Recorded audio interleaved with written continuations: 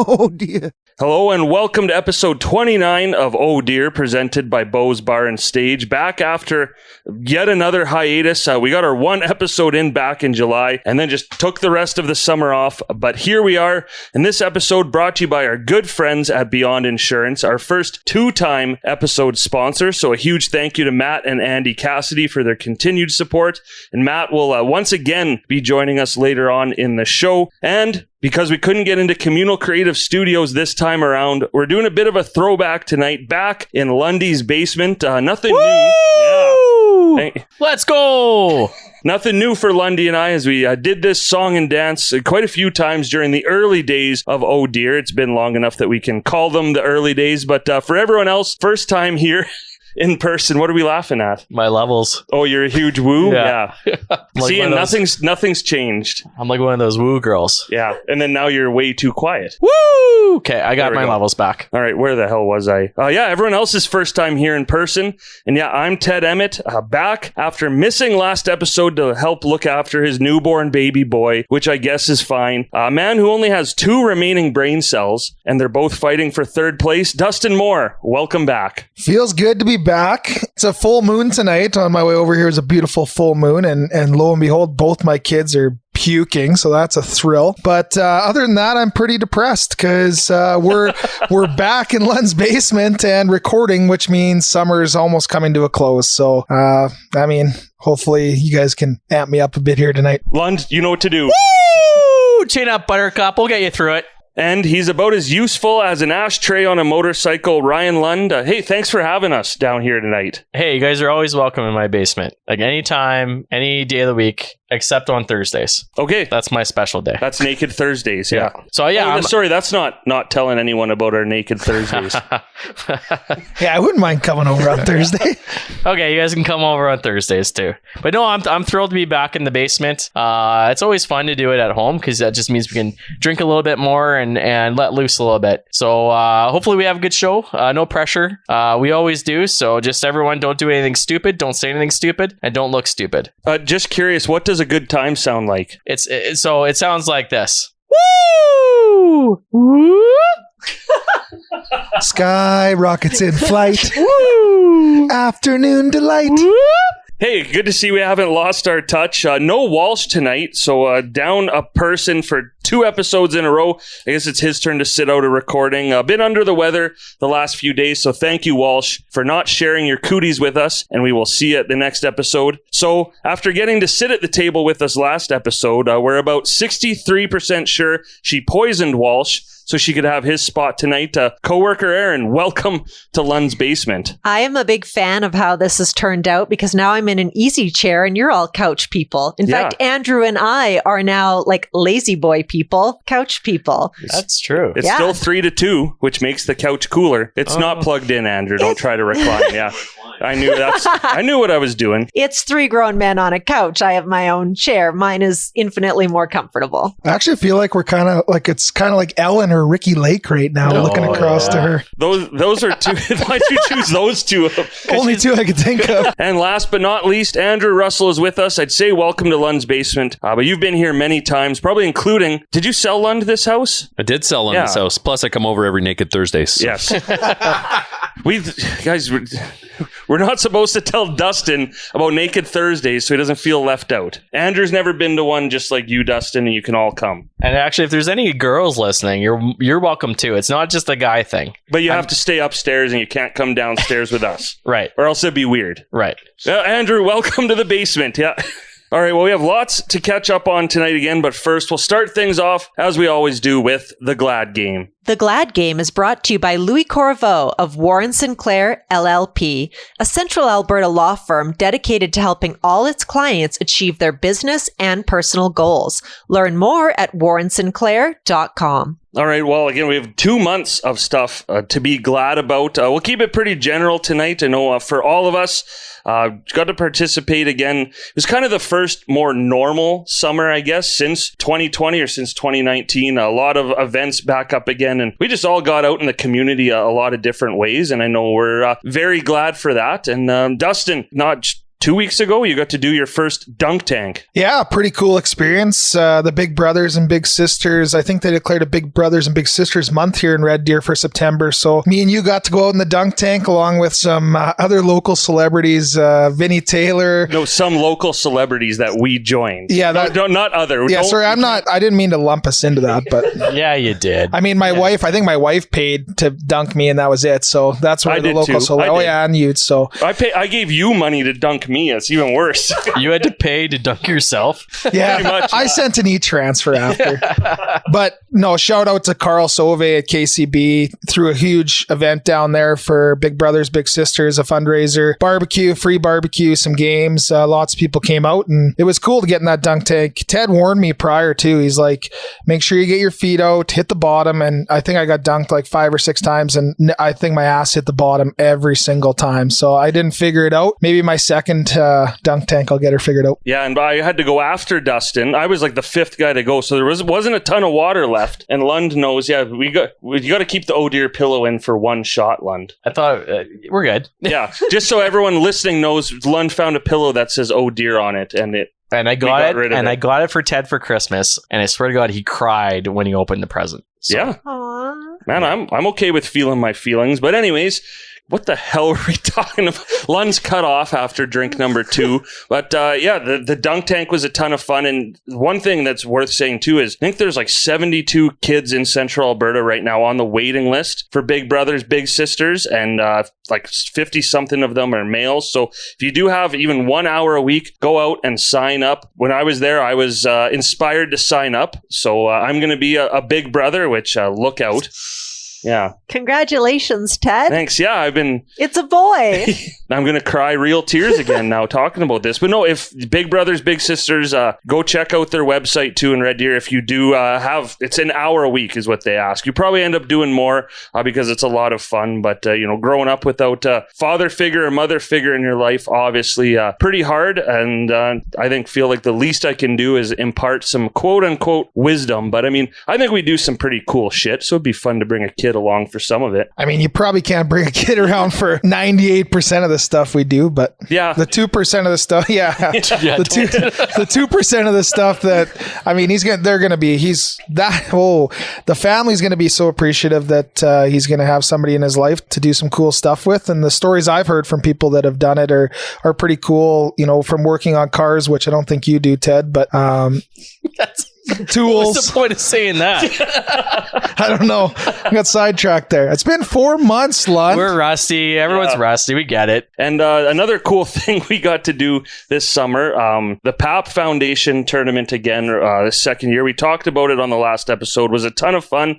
Lund, maybe the best golf I've ever seen you play. You know what? I had such a fun day. Like, it's just so good seeing all those people. They do such a good job setting up that tournament too. So for anyone that's not involved, all you have to do is show up, and they have a different hole sponsor every single hole. So they either have food, a drink, an activity. One of their main beneficiaries this year was the Canadian Mental Health Society, and they were on one of the holes, and I got to chat with them a bit. They really let you know what kind of services they provided and who they support and how they kind of raise money throughout the year. It was really cool learning how many people are taking advantage of the programs that they offer. So it was just a really well-run tournament. And then, I played really well that day too, which was kind of just a bonus. I think I just had no pressure, and I don't mean to rub it in your face again, but me and Ted did beat Dustin and Kevin by at least 2 or 3 strokes. So maybe that's why Kevin didn't show up to the podcast today. He's still mad. He's a little sour about that, I think. Yeah, we lost some money that day, but like you said, it's pretty cool. Like for me, you, and Kev, not so much Ted because he didn't grow up in Red Deer, but how many people come back that we know to support the PAP family that day and help raise money for the Canadian Mental Health Association? Not to mention they did start a scholarship at RDP now, or the Red Deer Polytechnic. Nice. That's hard to say still, but yeah, it's a great day. It feels kind of like a reunion, everyone getting together for a great cause and able to have a bunch of beers together, and obviously end up at Bo's at the end of the night to celebrate over some pints after a big loss to you boys. End of the night, we got there like 4:00 and stayed till,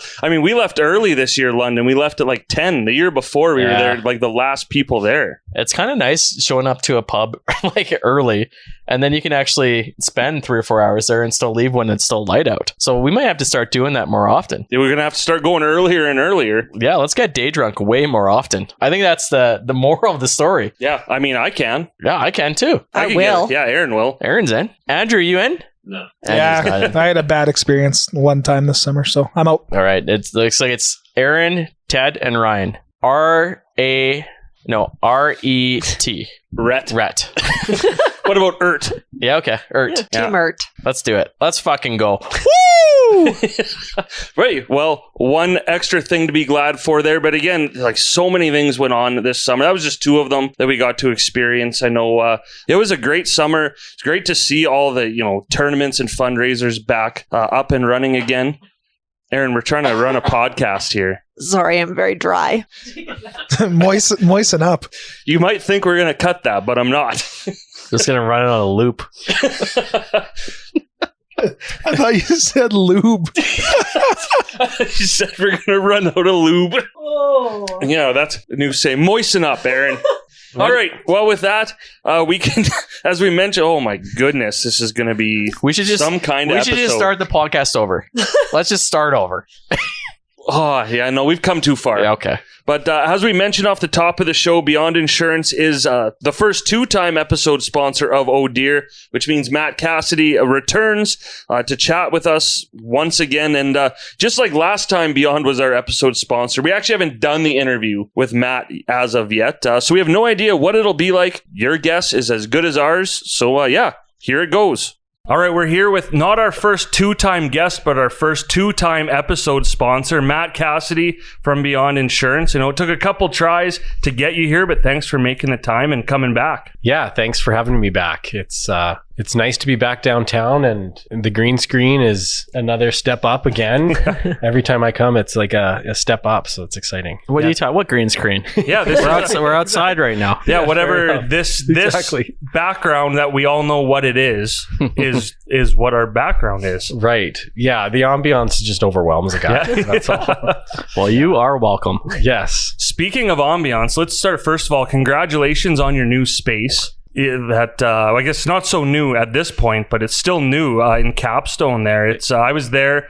It's phenomenal. How has that been for you guys so far? It's been great. We moved in at the end of April, so really still quite new. Like, we're still having contractors come in and sort of finish up a few little odds and ends that, catch your eye when they're there. And so definitely appreciated it over the summer, being able to open a window or open a door and see out onto Bower Ponds instead of onto Gates Avenue was a huge upgrade for us and the staff. And yeah, we're lucky to move in there when we did. And then even for the team, at that point in time, we were 8 of us in 1,000 square feet. So not even, 100 per basically. And so it was a little bit tight. So we're happy to be a little more spread out. Well, at least you're all in good shape. That's right? true. You get a little more. You get me and Lund and Dustin in there. It's even worse. So yeah, the volume goes down, I guess. But you guys needed bunk beds or bunk desks in there. We had 3 people in my office at the end. It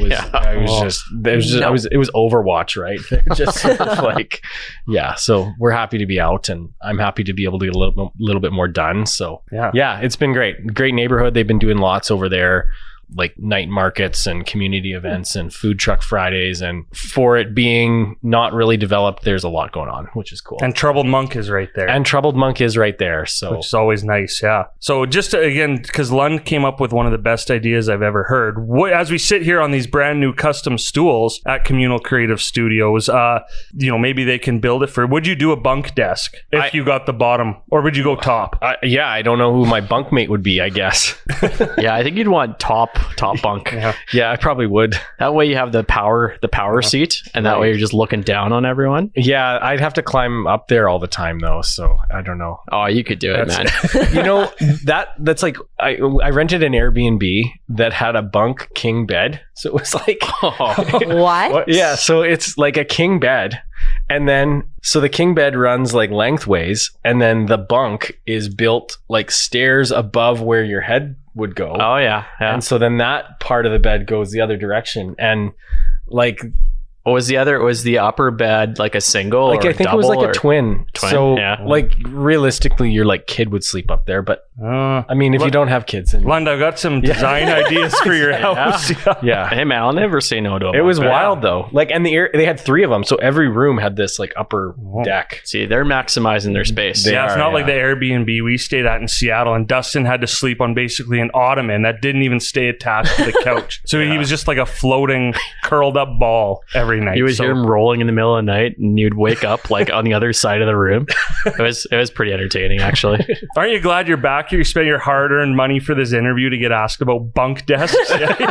You know what? I took it on a tangent, so I'm all there for it. No problem. So let's talk about insurance. We had to be close to a year ago now at this point, I think. I think so. Don't know where the time goes, but obviously busy summer now. What does like the fall, winter kind of look like? Or is there not really seasons? I think every brokerage is going to be a little bit different. Ours is very, very like heavy from March to about end of August. And then now for us, it sort of slows down from existing clientele, which is good because by the time you get through claim season and the summer and people are busy and doing stuff, buying houses or starting up companies or kids moving to university or whatever the sort of situation is, it's a nice time for us to kind of revisit some of the things in our business when it's slow. So that's really what we're doing. And I'm looking forward to it. It's been a wild couple of years, like you said, with moving the office, and we've grown a ton, and it's been an enormous amount of support from our clients and the community. But now we're kind of at this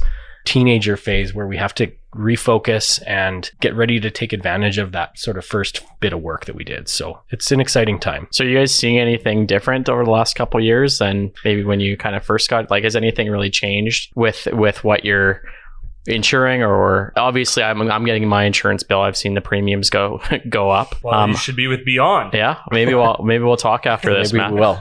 But like, has anything changed drastically, or is insurance always just kind of always status quo? And depending on what happens throughout the year, those certain events will be more in focus. Yeah, I think I would say it's a very misunderstood industry in that way. The insurance companies, and a lot of people don't realize this, but from an underwriting perspective, they operate almost at like a break even. Mm-hmm. So they make the majority or a large portion of their money through the investment of the premium dollars that we all pay. Oh, okay. So what we've kind of seen over the last little while is in the Canadian market, there was definitely a very soft sales market. It was really aggressive for like 10 years. You could get pretty much anything done. You could be really competitive on price. You could get underwriters to sort of compete with one another. And as the global world changes, that sort of puts pressure on the markets in a different way. And that comes down to the end consumer. So in Canada, insurance companies weren't collecting probably as much premium as they should be. And they were relying on the financial returns of the stock market to kind of offset that operating ratio. And so now we saw some rate increases a few years ago, and they're like directly related to not underwriting properly. And now we're seeing rate increases that are in direct response to the changing economic climate of the world. So the rate increases aren't going away. And some of it's related to like direct insurance underwriting, and some of it is related to like global pressure that they're sort of feeling from an operating capital sort of standpoint. And that's something that until you look at it, people just sort of phone and they're like, I haven't had a claim. And it's so much bigger than, even that very brief synopsis of it. So I'm not necessarily seeing anything new, but I'm paying a lot more attention to sort of those global trends because you get to see it hit us in Alberta now in a way that you didn't used to, at least in the last like 10 to 15 years. So that's been an interesting development, and it's hard to explain to someone whose car insurance just went up 20% for like the fourth year in a row. And it's like, I had no idea. That's pretty interesting. I have a question. How insured is the average person against their own stupidity? Like, I see car commercials that tell me I can take my SUV off-roading. So I drive it halfway up a mountain and it goes horribly wrong. Yeah. I know that's probably a really broad question, but I'm just wondering, like, if I'm dumb, how insured might I be? How insured is Dustin Moore? He's not here to defend himself. That's right. Yeah. Where's the lowest common denominator with a license? That's how insured you are. Sorry, Dustin. Yeah. Oh, you gotta clip that. No, that's staying in. Yeah. No, I mean clip it put on the video. internet Yeah. so everyone can see how nice we are to Dustin. Yeah. Right. Oh, it's all good. If you don't show up, you pay the price, I guess. But I think you're relatively insured. I think the one that was interesting to me was renting a car. And I had heard in Hawaii, there's like this road that it's not an insured road. Mhm. And I'm like, I don't know if how do they know? So there's definitely a broad range of stupidity that's covered for sure. I've had people hang TVs wrong and they fall over and they claim it. And it's always It's worth a call It's worth a anyways. call, yeah. Okay. What about a lazy boy chair when two idiots can't figure out how to plug in the recliner and almost tear it apart? That's probably not insured, Lundy? You know what I've learned? You can insure anything. That's true. It's just what price are you willing to pay? Yeah, that's true. Okay, well, I guess we could have tried it. Well, I'm glad we didn't. Hey, I have a claim. Oh, sorry, I was talking about someone else, not us. Yeah, no, it's interesting. It's a wild industry that way. We get calls that you just wouldn't believe. Mhm. It's totally ridiculous. But So speaking about insuring anything, I may have asked you this last time, I but think so. Yeah. I've come with some notes this time. Okay. And this is the list I've seen of the kind of craziest things insured over the last few years. Okay. And some of them are Porn on his phone. Yes, I can see it. Yeah. Well, let me close Share it. that. Yeah. Exactly. You can insure your mustache if you want to. Makes sense. Yeah, I guess if you have a very, very good mustache and you're worried about it getting damaged or Aaron's husband, yeah. Yeah, Griff should look at insuring his mustache. He shaved it and I'm sad. So honestly, if I could do something about that, I would. Make a claim. Yeah. You can insure spoiled food. So if there's some sort of storm or the power goes out in your fridge or freezer. That's terrible, actually. So that happens all the time. Okay, yeah. And my younger brother one summer worked for a restoration company, and it was the summer that the entire town of, I don't know, I want to say Delburn or something had a sewer backup. Oh, and that's what that smelled. He said it was unbelievable, the amount of rotting meat and stuff that they had to take out, and there'd be guys, those poor guys, they'd put on a full scuba suit and swim under the sewage of a mobile home and address whatever the issue was. Yeah. And so yeah, those ones are gnarly. Because at that point too, you'd be getting if meat's spoiled in your fridge, you're getting a new fridge. Correct. Yeah. Yeah. And That's true. in the flood in High River, when as I moved out there literally the night before the flood, and then we weren't able to get back into our place for 3-4 weeks. We were told don't open your fridge, duct tape it shut, throw out your fridge. Too, is that kind of stuff, I can't even remember because I was just renting, is that kind of stuff insured, if you have to literally throw out your fridge? Oh yeah, for sure. Especially it depends what happens, but in a flood you've got water insurance, and because we didn't get flooded at all. We just everything around us so it got flooded, so we couldn't get in. It was weird. Tons of those when the fires went through Fort McMurray because people got evacuated. Yeah. Power went out for the town. Everything was ruined. So there was lots of that type of stuff, which it just turns a guy's stomach when you. Yeah. Oh, that's you got through 2 questions on your list, and I had to stop you. No, I'm going to keep going because this next one is going to be very timely because Halloween's coming up and there's going to be some haunted houses out there. So you can insure your haunted house for obviously liability or for obviously if anyone damages the haunted house, if they get scared and punch a hole in the wall. What if the ghosts leave? Well, you insured? Let's ask the expert here. Could I insure my house from getting haunted? No. I already have ghosts, and I'm making a business. They need to stay. What if the ghosts go? Good question. No, it's not. You don't have to be nice. Yeah. Thank you. I've never insured a ghost before. Okay, well, I'll look into it and get back to us. Yeah, I'll let you know. Yeah, when I come back next year, we'll deal with that. And I also found on the internet you can get a $10 million policy for alien abduction. Okay. So if you were ever to get abducted by aliens, the beneficiary would get $10 million. That's cool. Maybe difficult to prove, but if it ever happens, I mean, might be worth your while. Interesting. So does Beyond? I mean, I feel like Beyond, that would fall right under your guys' banner. It would suit us for sure. I'd have to look into it, but hey. That premium's got to be free money because Lund is right. Like, how do you even prove it? Yeah.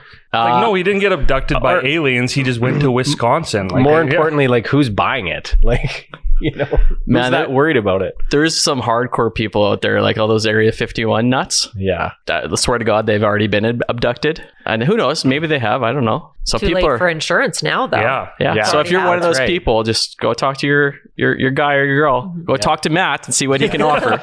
Yeah, that's right. The last one on my list is actually something I might look into. You can insure your fantasy sports team. Oh. So I don't know how it would work, but let's say you drafted a team and your star player on that team gets injured. Yeah, I needed that last year. Yeah. So I don't know. So that I feel like with my group of friends, we do a lot of fantasy sports stuff. So I feel like that's something I would be very interested in. Yeah.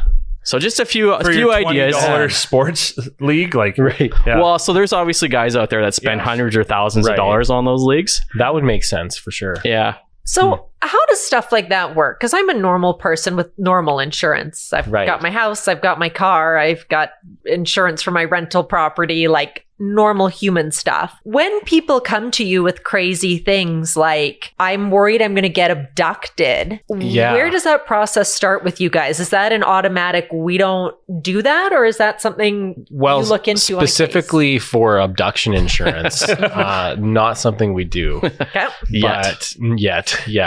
Well, that's the beyond. That would be the beyond part. That's right. Yeah. Sometimes we're learning, but I think that's one of the things that we take a lot of pride in is sort of carving out what even the average person maybe needs and hasn't thought about. And I think that's an approach that goes beyond, just sort of the transaction. And so whether or not it's a wild and crazy like trip they're going on, or like, a vehicle or a $200,000 engagement ring, like stuff that makes no sense to me. Yeah. Or maybe just the general public, like that's still exciting stuff to kind of come across your desk, whether it's, mobile apps that people are developing or different services or different tech ideas, or, I've had lots of interesting things kind of come up, and that's what keeps me interested a lot of days is, okay, what's going to be the next cool thing or cool idea or cool business or cool project initiative that someone's going to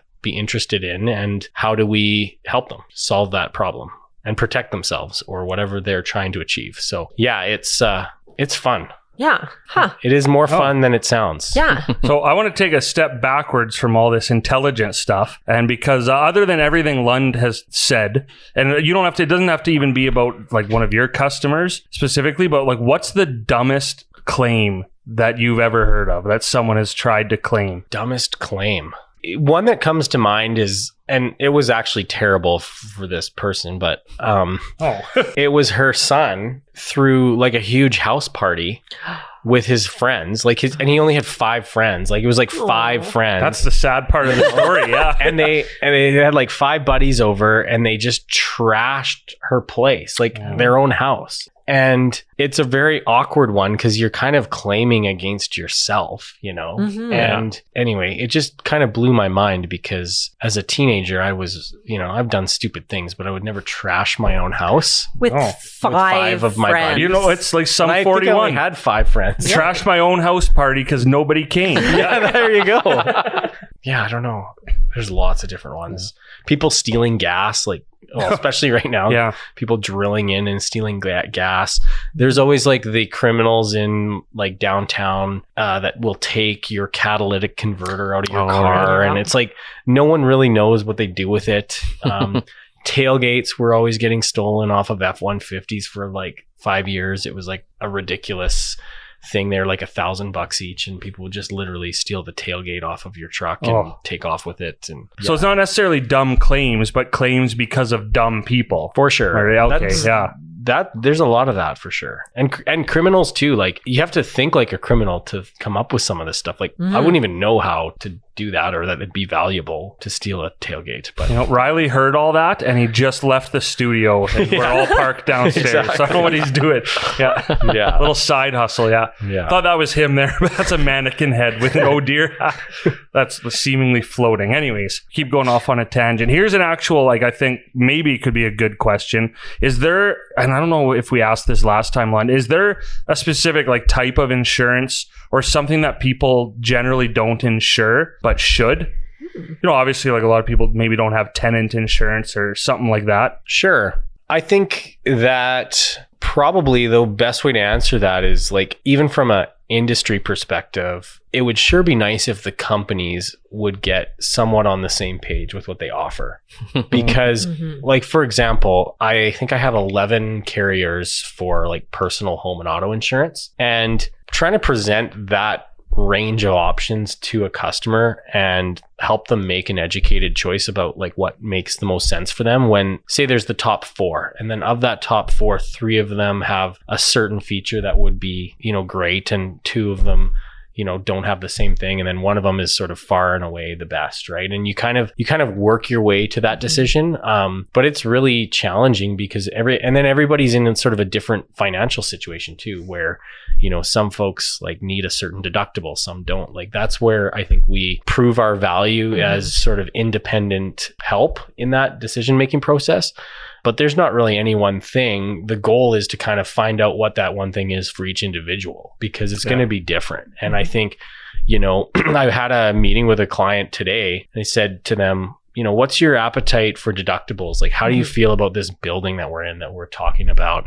And they literally just said to me, I just trust whatever you think. And it's like, okay, fine, but I don't know, how that's going to pan out if there's a water leak or something, and we're going to come knocking for a deductible of $5,000 or $2,500 at any given moment. And so it's hard to kind of predict the future. So it's sort of frustrating in one sense because there's so many options, but it's great to kind of be the person that helps you figure out what that is for each party, I guess, would be what I would say. Yeah, and I can vouch for that. And Lund, make sure you're paying attention to this when you switch over. I remember when I switched over, though, and where you're talking to me a bit about car insurance providers, and you basically said, here's a couple options, but this is the one that I think is best for you. And I don't know, I mean, I trust you too, but for me, I also, like, I'm not going through all of this. That's why you go to the expert, right? So, and you did save me.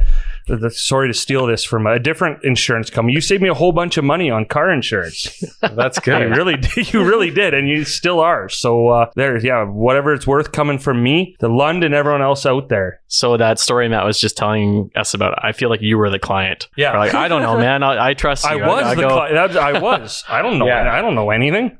Yeah, the blind trust is nice. Is a very nice compliment, but it's a lot of pressure. Yeah. And so we get there. But not for me, because if you did, like, Ted, I screwed up, I'll say, well, it's my fault for not doing my research. So don't remember that for the future, though. I still want you to do what's best for me. Yeah? Correct. So Ted, to answer your question, I think I have a little bit of insight here. So I used to work at a car rental place like 12, 13 years ago. And a lot of people that rent cars is because they get in an accident and they obviously need a car while their vehicle is getting repaired. So the people that had that car rental insurance, or that policy that built into their policy, were just so relieved because they didn't know how long they were going to need their vehicle for. The people that didn't have it were the grumpiest people on the planet, and they were just kicking themselves for not getting that piece. That's a great answer. Thank you, Matt. Thank you. That's one thing. When we opened our business, those rates were going up so much for rental agencies. I specifically sold way more than we used to always ever sell, because it was always the most frustrating thing. You hit a deer and then you're waiting for Ford to like send you parts. And then they're phoning you going, you got to take the rental back. It's up and the parts aren't even in yet. And then you're, screaming at me, and it's like, yeah, that's frustrating. That is a very good point. So try to avoid that, or have a conversation about it. And some people have like 4 vehicles and they're like, don't don't charge me that, and it's like, okay, fair enough, Yeah, so that's in my very limited experience dealing with that. That's the most common. That'd be my one recommendation for anyone that has. You should go into insurance. You never if it doesn't work out for you here. Yeah. It probably won't. Yeah. It's been living on borrowed time for quite a while. Yeah. Plan B. But and going beyond just insurance too, it's been a busy year for you because you have since, can't remember the exact timeline, but you also are now the chairman of the chair of the board of directors for the Chamber of Commerce. That's Something correct. Like that? Yeah. So I'm the board title. Yeah. Board president of that organization. I've been on that board for 5 years, going on to 6th, which is my last year here this fall. Yeah, it was a wild year. We ended up hiring a new CEO this year, which was a really interesting process to kind of lead on behalf of the board and engage, a firm to help us do that and go through the different interview processes and hire someone of that caliber was, a really interesting experience for me personally. And the organization too has had a lot of changes. Coming out of the pandemic, a nonprofit like that, they're basically treading water. They're heavily reliant on their partnership in AgriTrade, which is a huge event every year. And to not have that happen put enormous pressure on the chamber, and the staff there did an awesome job just keeping the membership going, because that membership was under enormous pressure too. So it was a really interesting couple of years on that board where you've got businesses that are impacted and government programs, and they're coming to the chamber to get some help. And then the chamber was actually in charge of distributing a bunch of COVID tests to different businesses in the community. So I think they handed out something like 4,000 kits to the community. So they were a busy little place and in the middle of a huge transition. So it's been an exciting time, and I'm really looking forward to this coming year with it being a little bit more settled and normal. And it's going to be a good year. So Matt, how long is your term as the president? It's a 1-year term with an option for a second. So that AGM and election will happen in 2 weeks on October 5th. So I could do 1 more year, and we'll see what the board wants. So I guess stay tuned to social media after. Yeah. Once you hear this, you never know. By the time Ted gets this episode out, you'll probably know the results. Yeah, probably. Yeah. That's right. So Matt, for those that don't know, what would be the kind of primary focus of the Chamber of Commerce? The chamber basically acts as a connector for the business community. And I think that there's a lot of member benefits that come with becoming a member. You can have certain insurance discounts, you can save money on gas cards, you can, save money on advertising. There's a lot of different member benefits that more than make up hopefully what you spend on your membership fee, but you have to access them. It takes just like any type of benefit. Like if you have massage benefits and you don't go for a massage, then it's just wasted money. So I think the chamber's doing a better job of making sure that members are aware of that, because now they have resources to do that instead of hand out COVID kits. But so they do a lot of support, but a big connector and a big player in terms of the advocacy that goes on in government. So you'll see the chamber making a comment or a position on something related to a municipal policy or different things that impact business owners. So they try to be the voice of business, but it's also about building a vibrant community. And that's what sort of the mission is for the chamber. And they know that the business community sort of drives a lot of that in some cases. Is it working? That's it. Is it working? Hard question, yeah. Is it working? I mean, I think I wouldn't say that all of these are chamber initiatives, but I think in a general sense, you look at what's happened downtown with creating the entertainment district, and even the vibrancy of Ross Street standing there today versus a year ago is certainly different. I am personally quite proud of the way that our new CEO, Scott Robinson, and I worked together really early. Like he had the job, maybe for a month, and all of a sudden the news came down with respect to this city's site selection for the downtown shelter. And that's a service that needs to be somewhere. There's no real right answer. But what was happening is you'd have all of these different advocacy groups or concerned citizens or business owners or taxpayers like shouting at the city without sort of a refined voice. And we worked really hard to get all of those people kind of in one room and then created a letter and a statement of position on behalf of, I think we collected something like 400 different pieces of opinion. And that was really interesting to then see the city take that into consideration, change the decision process. And we don't know what's going to happen, but the fact that you could have some sort of an influence on a government wheel that was already turning was really, really interesting. And then, I've heard really good stories even through the pandemic, like Bose with the patio and a lot of other places with city zoning and bylaw. They're getting a lot of pushback because it's not something that was written in terms of these sort of temporary throw up patios. And then the restrictions forced them to make certain decisions. And the chamber did, step up and help with making sure that stuff got expedited in time for the operators to actually take advantage of it. So there's a lot of little things. And those are maybe 3 things that I would say, is it working? Yeah, you're seeing patios stay up longer. You're seeing the downtown area slowly turn. You're seeing the advocacy piece do its job, whether or not everyone will agree with what happened. The fact that you can influence government to the point of taking a step back is a good thing. And then we do that on a provincial basis and national basis too. So I think it's working. And I think it's like more in line with building that community together and that vibrancy. Like it's not just the chamber doing that. You've got a lot of other individuals and organizations doing that. But yeah, if you can connect them, then we have results. So yeah, my answer would have been yes too, as an outsider. But really, it's what end of September, 8:00 on a Tuesday night. I don't know if any of you noticed, but like the Ross Street patio was packed, full of people still. And I know the weather helps, but still, it's pretty awesome to see. I remember when we interviewed you last time, you were across the street in the, I don't know what restaurant place you're at, but I think you were the only one in there. Correct. And I don't know what time of year it was, but it's night and day from last time you were here. So yeah, I would say it's working as well too. Yeah, I'll never forget that. Like going over there, and I was nervous, and I'm like, okay, I need like a Jameson or something. And I go over there, and I'm like, hey, you guys open? They're like, yeah, just pull a chair down. Yeah. And like sit wherever. I'm like, all right. Yeah. So yeah, it's good. Yeah, it was still pretty COVID-y then too, wasn't it? Like it's night and day since your last interview, honestly. It is. With, I guess people just caring about COVID more than anything. But things are looking up. Yeah. So one last question too, just with being on the Chamber of Commerce, obviously being on the board, but just being involved in general, obviously it has to help you and anyone else as a small business owner, right? Just in the people you meet and learn different business practices and stuff like that. So lots of reasons even to just join, let alone, be a part of the board or anything like that. Yeah, absolutely. Yeah.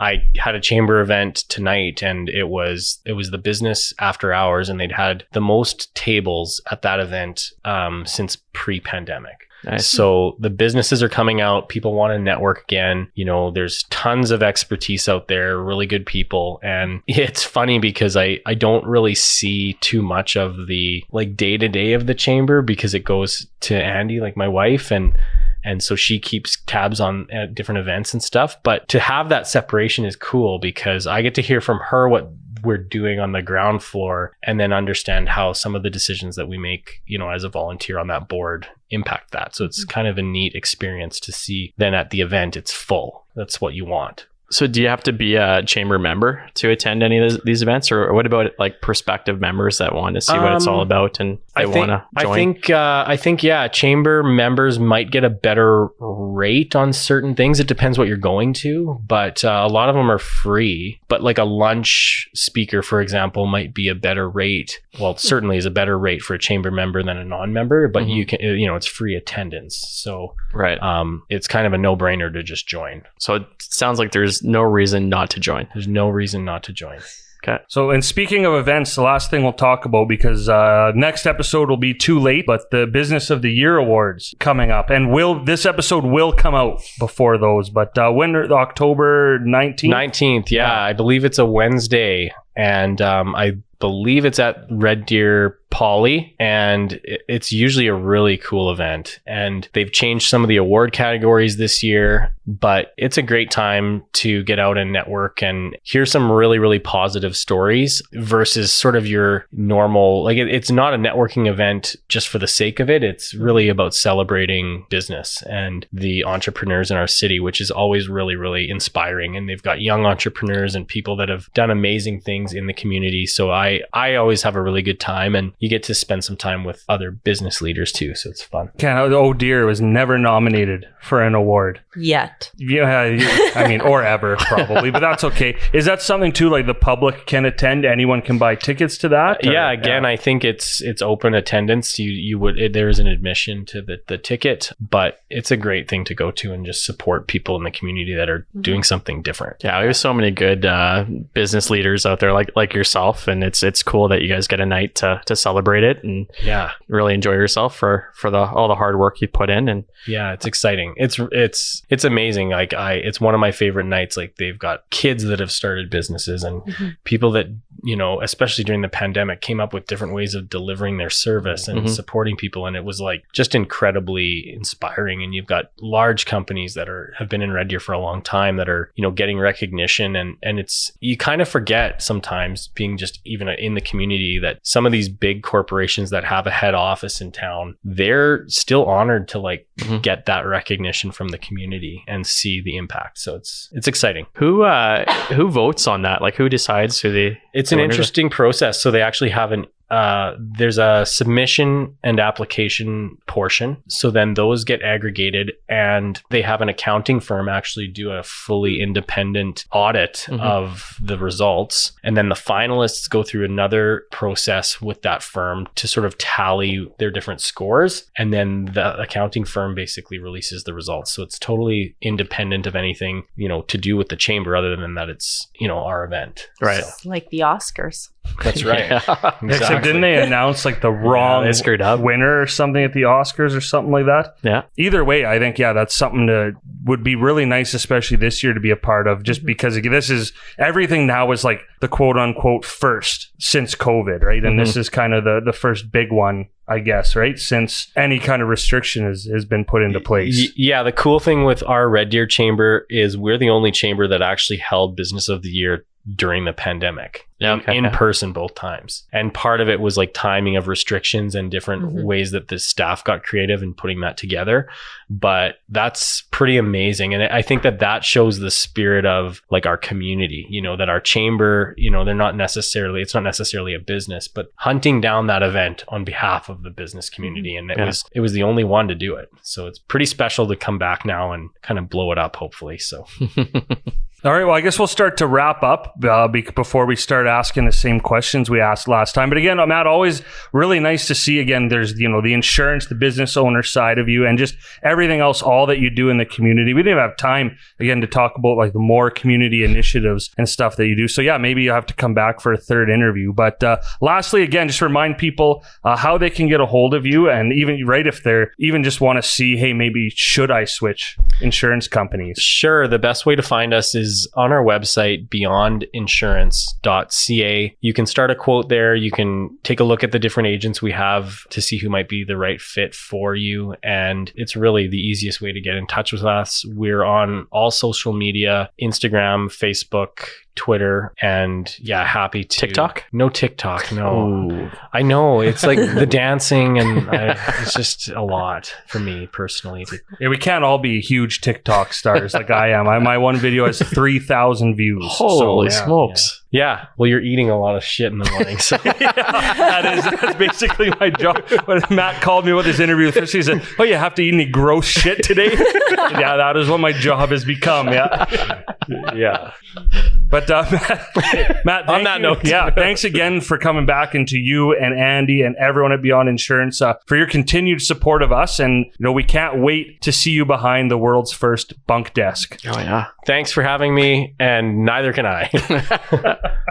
Well, I have to assume that went well, so thank you, Matt. But again, we could talk about Beyond Insurance without even knowing about the interview, right? I don't know if you guys have seen their nice new space too in Capstone, but it's incredible. I personally haven't. Whereabouts in Capstone? Like right along the river, I think. Did you know where like the bicycle repair shop is and that along that back road? Or like, I do, yeah. Okay. Like if you go past Troubled Monk and go around the bend, it's like right on there. So overlooking the river valley and everything too. So really nice. And hey, not only do they have a nice office, but they actually happen to do good work. So that's a nice little double whammy. I personally deal with Matt and Andy at Beyond, and it was pretty nice to get my bill in the mail and for a renew, and rates had gone, like my total price had gone down. So I don't know how often that happens, but they've saved me lots of money over the time I've been with them. And Lundy, I know you're not a big social media guy, but if you follow them on social media, they do a great job of showing the inside of their office and kind of where they are and where they look out to. So I feel like I've seen it, but I haven't. Yeah, I'll follow if they give me a follow back. Yeah, that's a perfect transition. So thank you again to Matt and Andy, of course, for supporting us. Make sure I use Beyond Insurance as well. I love it. Really informative. Even this year got caught in that ridiculous hailstorm on the highway. Got a cracked windshield. Went to them for advice about it. And it took about 2 minutes to figure out what was my best course of action. So yeah, thank you to them as always. And now, because we do have a full summer to catch up on, we might as well get into shooting the breeze. Bang, bang. Follow that, Aaron. Shootin' the Breeze is brought to you by Corey Kloss of RBC Dominion Securities, helping families reach their wealth management goals since 2013 by creating a straightforward, clear path. If you have any questions about your current investments or need a plan to reach or maintain retirement, reach out to Corey and his team at RBC Dominion Securities today. Sounded a little dry, if you ask me, but we'll keep it. Moister than an oyster. Oh no, this podcast is canceled. To be fair, I heard that on like CBC radio, so. CBC should be canceled too. No, that's fair. Yeah, I like that. Yeah, okay, I'm outvoted. That's fine. But yeah, we'll talk about our summers because especially for Dustin, you have like 4 months of life to catch up on. Obviously, let's start. You had a baby boy back in early June. I don't know, 4 months by the time this episode comes out. How's it going? Honestly, I think I can sum up my summer in about 3 sentences. We had a boy. 1. We all got COVID. 2. We went to the Chubs. 3. Well, and like, to be fair, like your family didn't come to the Chubs. You went to the Chubs. Yeah, it was honestly though. Summer's been awesome. It's after June, we didn't get much rain. It felt like it was a hot summer. Like Lund says, I'm kind of on your side when you say that summer's not over until the snow flies. So spent a lot of time in the pool. It felt like the summer of Bryn, my daughter, instead of the summer of Lund or Ted. It felt like we were doing stuff with her to the zoo all over Alberta. Yeah, so awesome. Got a lot done. I'm still on paternity leave, so that's thrilling too. I mean, so maybe it's been the summer of me. I don't know. It really has actually. It's just been a different summer, right? Like I ended up golfing like a zillion times this summer. That's a summer of Ted. You had a lot of family time, newborn son. Can only assume, and we'll turn off the mics if we have to, but I'm guessing that didn't suck. There's probably an awesome summer, just not what like 25-year-old Dustin used to do. Yeah, it's sure different though when you go from zone coverage to man to man. Because holy shit, it is. Oh, that might be your best line in the entire podcast. That's what's written on your palm. Yeah. Ted. No, he's been so much different than our daughter. She was a fairly hard baby, and I always said that when we were gonna have our second, we're due for an easy one. And he's been a dream so far. Good sleeper. Fingers crossed, everything stays the same. But people say he looks just like me, so he's pretty cute. One of those things is true. Actually, he is cute and somehow looks like you at the same time. I actually think your daughter looked a lot like you, but that's like a real life thing, isn't it? That babies usually look like their fathers because it's some sort of Darwinism thing. So you don't eat them. Yeah. So I heard, I didn't hear that, but I heard the babies look like their fathers so that the father doesn't leave. Yeah. Like that's honestly, I'm not making a joke. Leave or eat them. It's probably, I think it could be either or. Maybe like in the animal kingdom, it might be like that, but in the human world. We're animals too. Like it's legitimately like it's an evolution thing. We're mammals, but. So we have Who would have thought that we'd learn something on this podcast? But we just did. May have just made that up, but it sounds legit. No, I saw it on. No, that I saw it actually on is. Facebook. No, I It's gotta know, be but true. I'm not sure we've got our facts quite right. You know what though? The on ingredient, the Wikipedia. pieces are there. You go Google it and get the for sure answer for yourself. But Dustin, we'll go back to the Chubs in a second because, of course, something we have to talk about. I want to revisit something though because Lund last episode had pushed away all his obligations pretty much. I know he had a really busy start to the summer, the springtime, whatever, May, June. I know Summer of Lund maybe not exactly what you expected, but what can you report back about Summer of Lund? You know what? It was a good summer. Maybe not so much the Summer of Lund, but the Summer of Lund helping out other people. We hosted a surprise retirement party for my mom back at the end of June at my house. Happy retirement, Kelly. Yeah, she was absolutely thrilled and a very, very successful surprise party. We had about 30 people packed into my house. We set it up real good. My brother and his fiance at the time came down and they're like, "Oh, Kelly, we're going to take you out for a nice dinner for your retirement. We're going to go pick up Ryan." And I told her I wasn't ready, so just come in and visit. And then that's when we surprised the heck out of her. How did you convince her you weren't ready to go? yeah. It was tough, but she bought it somehow. Was it a Thursday? No, it was Saturday afternoon, and Speedo Saturday, yeah. so we had a nice surprise party in the backyard. Memphis Blues, we got a couple of those platters, and it fed about 20 people, no problem. And London Eye for another week. Yeah, we had lots of leftovers too. Those platters are huge. So shout out to Memphis Blues, fantastic food and lots of food. And so that was one of the things. And then my brother got married this summer out in Fernie, so that was in August. And we, as part of his marriage, they actually threw him an engagement party in Vancouver back in June, and then obviously the wedding in August. So I was the best man for that wedding, so a little bit of responsibility. I think I did okay. Didn't lose the rings. Didn't Nice. say anything stupid in my best man speech. Got a couple laughs, which is always nice, and danced the night away. So a really, really fun wedding. 31 degrees in a all black suit on top of a mountain. It was a little bit hot, but I survived. I sunscreened the shit out of my face. Did it work? It did. I didn't. wow. I was actually surprised I didn't get super sunburned. Yeah, and so obviously those two things took up a lot of time this summer, and didn't play as much golf as you, Ted, but I've been out a fair amount this last couple of months, and really looking forward to the fall hockey and football season starting up. A couple fantasy leagues going. So I instead of Summerline, I'm thinking I'm going to take a break, and it's going to be 2023 is going to be the year of Lund. I'm going to really focus on making every season the season of Lund. So that's my goal. I've got 3.5 months to plan for it. And you're gonna plan for it December 28th. well, whatever. Yeah, that's when I plan to lose weight too.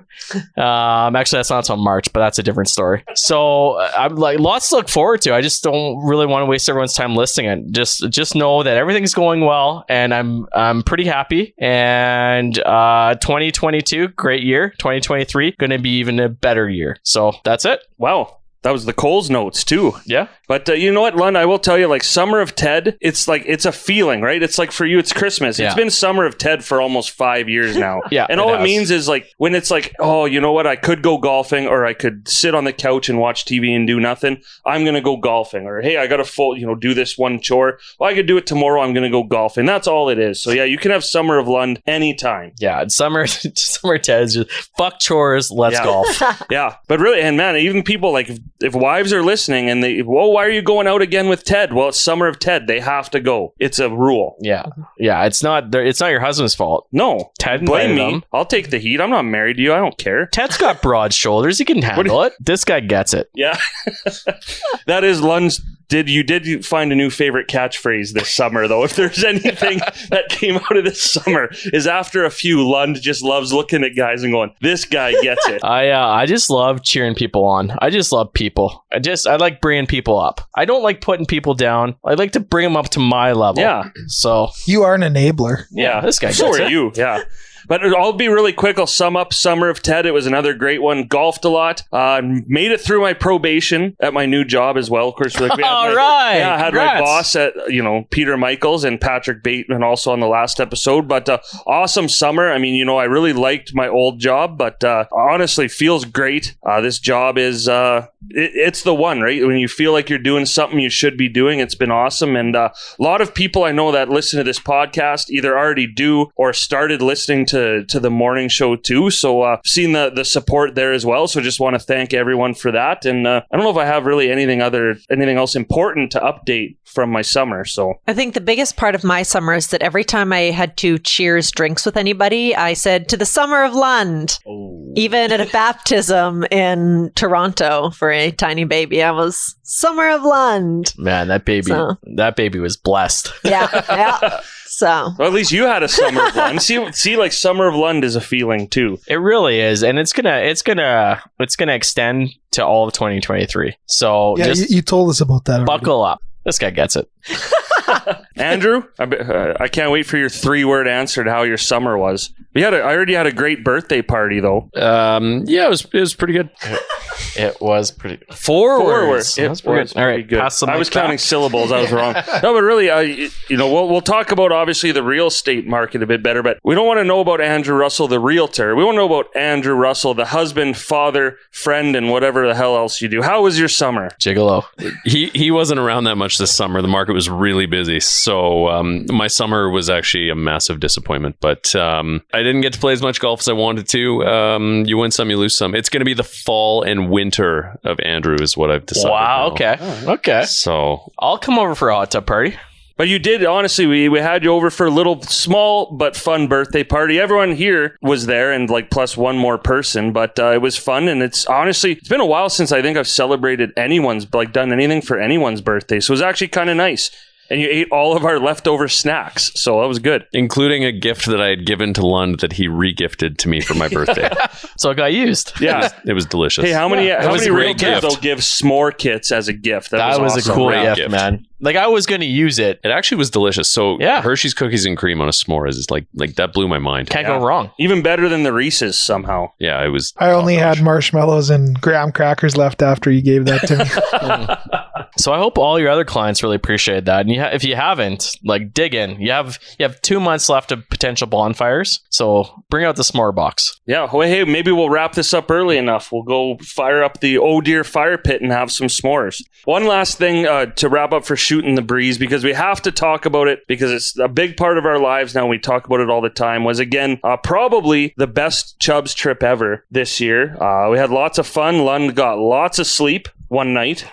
Yeah, one night I was great for sleep. No one here really had a sniff at the championship this year, though. Usually one of us, in the last 2-3 years, one of us has been in the top 3 or 4, and nothing this year. Yeah, I had my money on Lund this year, and he was complete dog shit the last day. I picked the wrong night to go to bed at 9:30. I did. I thought, you know what, I'm going to get a good night's sleep on Friday night because I was pretty tired. And then Saturday night, I made up for it and stayed up to 4 a.m. and then woke up at 7 and was just a mess. I had no shot. I had no business being in that tournament on Sunday. But I was there, so I golfed and gave it a valiant effort for about 3 holes, and then it just fell apart. But to be fair, I did share the cart with the eventual champion, so I was basically his coach for the last 15 holes. So I deserve some credit in the championship trophy this year. I'll give you some, and I'll also give credit to the guy who kissed him on the mouth for good luck. Dustin Moore. Oh, it wasn't me this time. It was me. Well, a huge shout out to Landon Schmidt, the 2022 Chubbs champion. As a rookie. Yeah, he didn't know what he was. I think he kind of had an idea what he was getting into, but to his credit, he did stay out late every night. Yeah. He didn't mail it in like some other past champions where you're in bed by 10 p.m. every night. So it was a solid win, and he played fantastic all 3 days. So well-deserved champion this year. And we didn't even see it. We went down to Whitefish, Montana. So lots of props to Dustin, who is the ringleader of this circus we call the Chubbs. Put a lot of work in. I think this is the 3rd year we tried to go to Montana and finally could, and like worth the wait. Yeah, I think honestly, there's like a lot of listeners right now have been on golf trips or, gone away with friends. And when you get 28 guys together on a 7-hour bus trip down to the States, crossing a border, 4 days together in hotels, golfing, and then back across a border and home to your families late Sunday night, for it to go as smooth as it went this year, and the amount of absolute awesome guys we had, like out of the 28, there was 28, and I counted 26. okay, good guys. well, yeah, Lund, I guess. Yeah, I only count as half.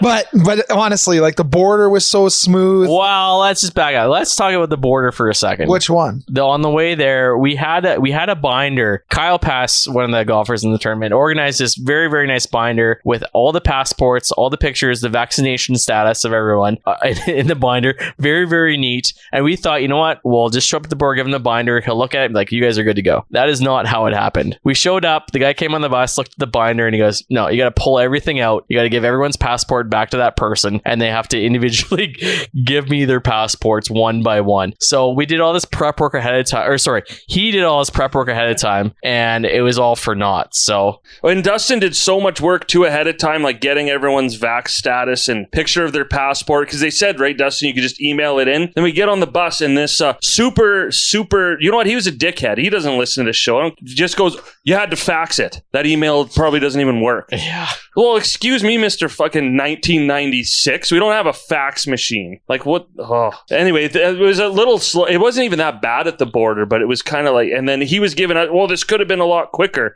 Like, yeah, it could have. Yeah, did you see our binder? Why'd you bring this up? I had gotten over it, Lund. No, I was just saying, like, for the people that are planning a trip, they got to be aware. Yeah. Wait, who the hell thought that 28 guys on a bus were going to get through with all their passports in a binder? Nothing says to me more as a border agent. We're trying to smuggle someone in here on a fake passport. That is exactly what we thought, is these idiots are too organized. They looked at us like, what? I was What wearing the like a hell were you flamingo guys shirt and a thinking? pink hat.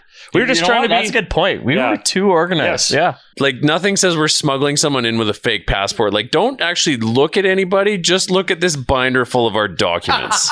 To be fair, we couldn't have smuggled anyone in the States. We could have easily smuggled someone out of the States. They didn't even check the bus on the way out. Anybody can get into Canada, was what I'm saying. Yeah. That's a great selling point of Canada. Everyone's welcome. Just hop on a bus. But then I'm surprised we got back across the border when you have, we're all trying to get back into Canada. The guy's checking everything. We got 3 guys behind a big propane tank yarfing at the border.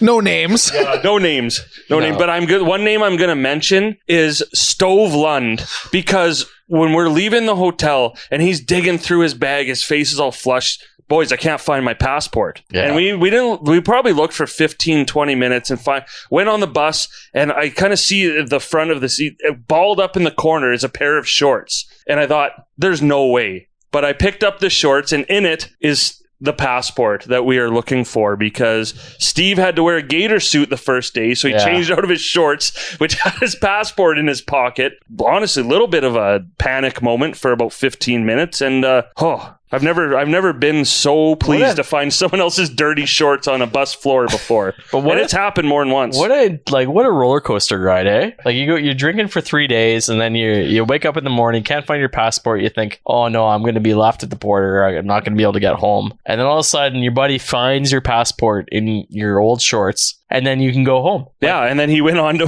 win shittiest at golf for the second year in a row. But you know what? He did win a boatload of money, though, in our Calcutta. So I think you take that over. You know what? Kyle Pess is the one person who will never listen to this show, never see it on social media. That guy, I carded with him that day.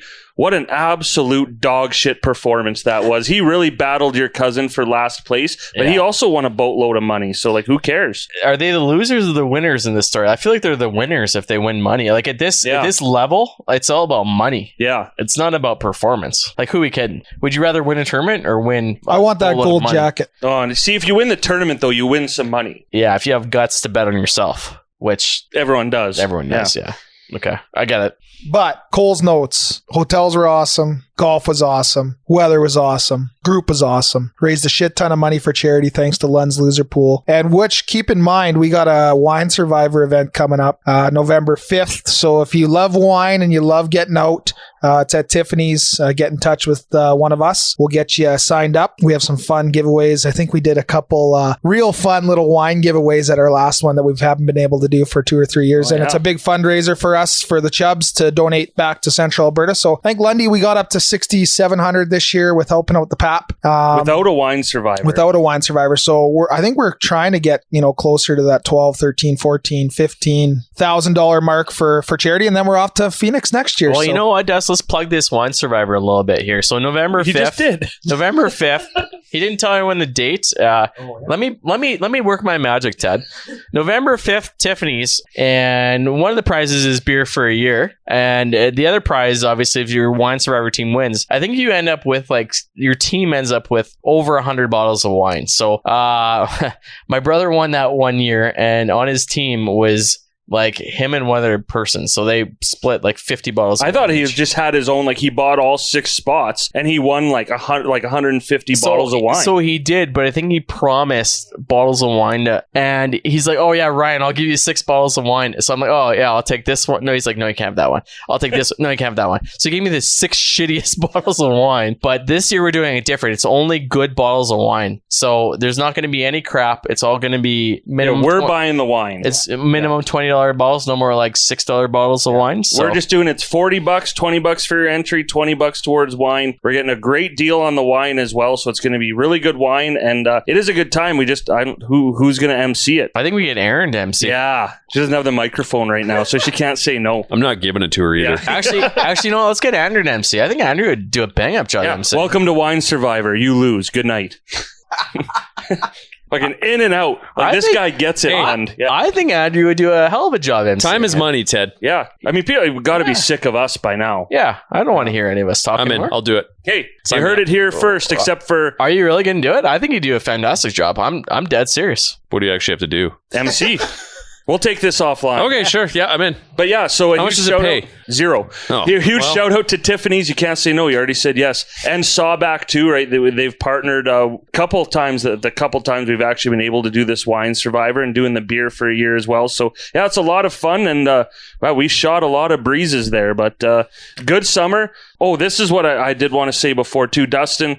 Just we're talking about the Chubs raising money because we've come a long way from being just a degenerate golf trip. Yeah. What are we at? $40,000, I think we hit this year. Yeah, over 45. Wow. So I mean, it started out the first time we did it, we donated $500 somewhere just to tell the wives, look, it's for charity. And then everyone kind of thought, well, this is actually really a nice part of it, and people really got behind it. A lot of people in the community. So this is a very late addition to the Glad game too, I guess. But pretty cool how the community has jumped behind this Chubs tournament, which is really, when you think about it, kind of stupid at its roots, and that's how seriously we take it. But it's become something so awesome, and a big reason why more than probably 3/4 of the people I'm friends with in Red Deer is a direct result of the Chubs. So Dustin, I'm glad for you and the Chubs. So Dustin, quick question. We've done the tournament for 9 years. How many different golfers have we had over that 9-year period?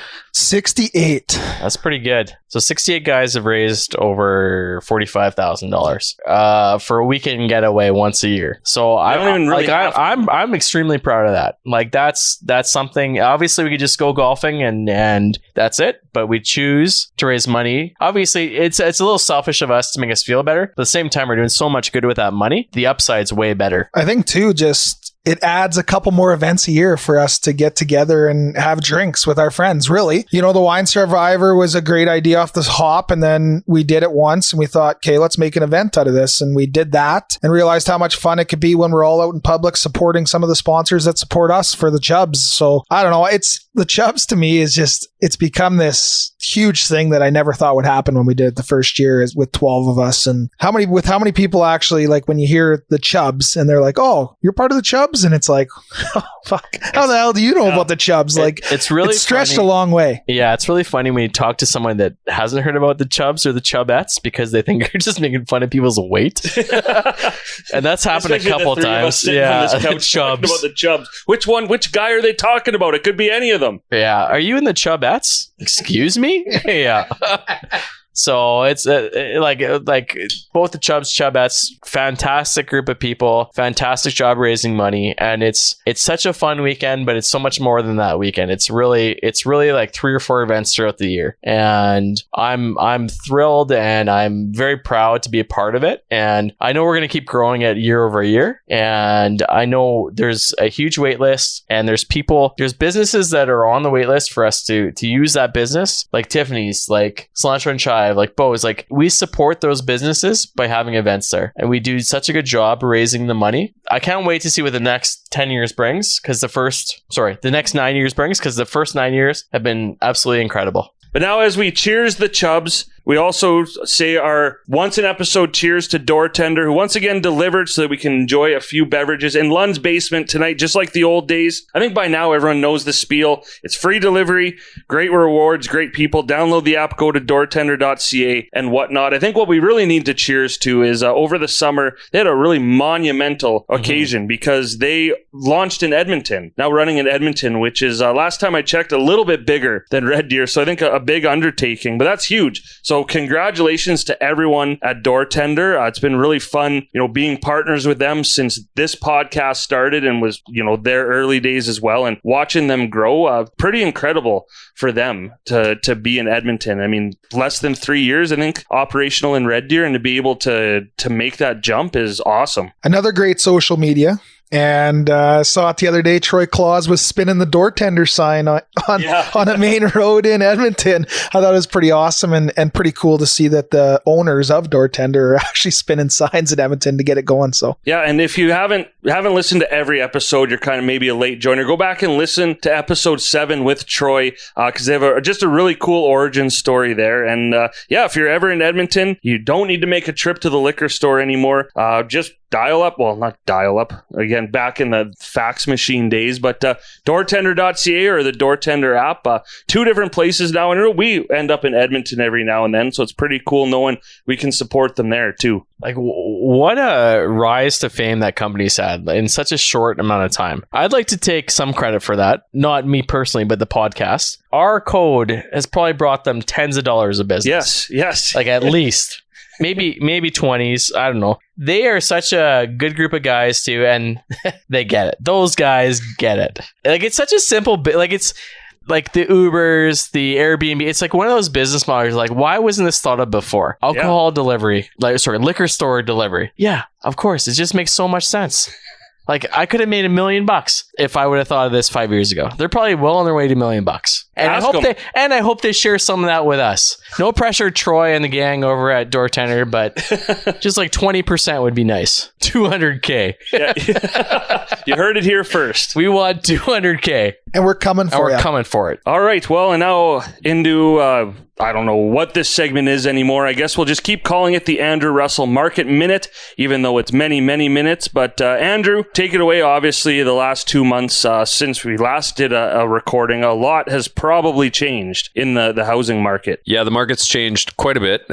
Interest rates have obviously gone up substantially. I don't remember when the last one of these we did was, but I believe the rates have now gone up 1.75% since July, which is a pretty substantial increase. And so that is having an impact on the market. It is obviously cooling things down, which was the intent. Federal government's trying to get inflation under control. It is still quite high. So the forecast right now is that there's actually going to be another increase in October. There's a meeting at the end of October with the Bank of Canada, and then there's the final meeting of the year in December. And so hypothetically, we could see 2 more increases still. We don't know for sure until we see kind of where inflation numbers are at in October when they make a decision on that, but it has definitely had an impact on the market. One of the biggest changes is just we don't have the influx of buyers coming in from Ontario and BC suddenly because their property values have dropped massively. And so a lot of them are just hanging tight. They don't obviously want to sell at the bottom or what they hope is the bottom of the market. So the market is actually still good in Alberta. Alberta is going to weather this way better than every other province because our economy is in good shape. There's lots of talk about recession next year. And if that ends up being the case, place, which it's looking like it will, I do think Alberta is going to come out of that way stronger than everyone else. I don't think we're going to see nearly the impact that the other provinces are going to see. One important piece you have to remember there is that our markets did not go up at the rates that Ontario and BC rates went up. Some of those markets are up 300%, 400%, 500%, whereas Alberta, we didn't see any of that. And so we are still the cheapest housing in the country. Alberta is still the cheapest province to live in. There's still lots of positives going on out there. And I do think that we should stay kind of around that balanced market, but it's not where it was 3-4 months ago when everything was selling in a day and we were seeing multiple offers and all of that. So still lots of good market. It's a great time to buy, especially if you've got a rate on hold. If you don't have a rate on hold and you're thinking about buying, go speak to a broker or a bank. Hold a rate and try to get in before the rates go up in the next couple of months. We haven't seen a huge change in fixed rates. Fixed rates are still kind of that so it's hard to say where they'll be once this actually gets released. But right now, there's still rates for 5-year fixed insured mortgages at around 4.6%. I suspect we're going to see rates in the 4.5 to 5.5, maybe 6%. Hard to say at this point, but that's just going to be the new norm moving forwards. So just people are just going to have to get used to that. Wow, even I could follow that. Good work. This Market Minute was brought to you by Andrew Russell and Associates with Remax Real Estate Central Alberta, the official realtor of the Oh Dear podcast. For more information on the team and the services they provide, visit andrewrussell.ca. This guy gets it. I think we got another home run. Yeah, I think so. All right, and keep that voice moist, Aaron, because we're going to keep things moving and head into Deer Call. Deer Call is brought to you by Cilantro and Chive, home of the Caesars that eat like a meal. Stop in at either location in Red Deer or Lacombe for the burger of the month and support a great cause, with $2 from every burger sold going back to the local guest chef's charity of choice. Cilantro and Chive, your favorite new destination to meet with family and friends for food, drink, conversations, and fun. Can I just say one thing about Cilantro before we get right into this? You will say it. Quickly. Riley and his team at Cilantro, this podcast will probably come out in October, but he had two students as the guest chef in September, which how cool is that? The back to school theme, and had 2 students create their dream burger. And also they did like a 10-day burger where they featured 5 new burgers. And if you haven't gone, well, don't go because they're not there anymore because Ted's so fucking slow at editing. But well, wait, what month was this though that they had it? Was it in It's August? right. It's happening right now. Okay, so you might, if it's still September, go. And Dustin's very fair to say you might not, but then October will be another great. Yeah, fair. Yeah, just go. Like you could, if you really want to, you can just donate to the charity of choice without having a burger, which is not as fun. But And if you just like burgers, go there and have a burger. yeah, I still can't believe they stole your idea to put a burger on a Caesar. Oh, God, like another $1 million idea. Can you imagine being in like Stole international from me. magazines for an idea like that, and then have someone like Ryan Lund tell you the first time he meets you? Have you ever thought about putting like a burger on a Caesar? Man, that's And Lee looks at you like, is this guy for real? after the suggestions he made for our burger of the month. But anyways, it was an honest mistake. yeah. You digress. I guess if you didn't know it existed, it is a good idea. It was a fantastic idea. But anyways, thanks again, Cilantro and Chive. They're providing 2 $25 gift cards to give away to 2 random listeners who answer our Deer Call question on social media. And this time, Dustin had the idea of this one. I think we all have been to a couple concerts in the last couple months. Bose is absolutely jam-packed with shows. So we just said, what's the best concert you've ever seen? So obviously, lots of answers. Not all of them could make the cut because I didn't know who the hell you were talking about, or there was just so many. So we apologize if you're not on here, but here's one of them. We're going to start off because Kayleen, who ended up being one of our winners in the draw, she even said, I'm going to take crap for this, but Nickelback puts on a great show, and I do not doubt that. Again, and that's one of those ones, even if you don't like a band, sometimes you go to their concert and it ends up being really good, and that's probably one of them. Man, Nickelback gets a bad rap, and I don't really understand why. 90% of the people who say they hate Nickelback are lying. Yeah, like I think I've jumped on that bandwagon before too, because like a lot of their songs do sound alike, but there's so many good songs that they have. So I'm a big Nickelback fan, and I'm not afraid to admit it. So we played hockey in Hannah this year, which is where Nickelback is from. The entire arena is coated with hand-painted Nickelback posters of like all their album covers. course. And so naturally we played Nickelback when we were in Hannah because you have to. Like you played against them, or you played because both are pretty. Well, one's way cooler than the other. Yeah, my 9-year-old kicked the shit out of Chad Kroger. Yeah, But- you would. Yeah. Probably makes the same play every time. Yeah. Nickelback was just cool to hate for a long time. Yeah. Yeah. Also, Chad Kroger with short hair, he can get it. Yeah. That guy can get it. He probably does get it. Yeah. Get what, Aaron? And speaking of, so Dustin's dad said Bon Jovi, and we're golfing with him yesterday and was telling us he bought a bunch of tickets to go see them. Was it Vegas? Buddies didn't want to go. And again, just if you go to a concert, because you never know. I don't know how you'd think Bon Jovi wouldn't be good, but I imagine they put on a pretty good show or Commonwealth, I don't know, a couple of years ago. But I am surprised Graham likes Bon Jovi because I've golfed with him and his music is shit. He likes the slow songs like Lay You Down on a Bed of Roses. You could have just said the name of the song.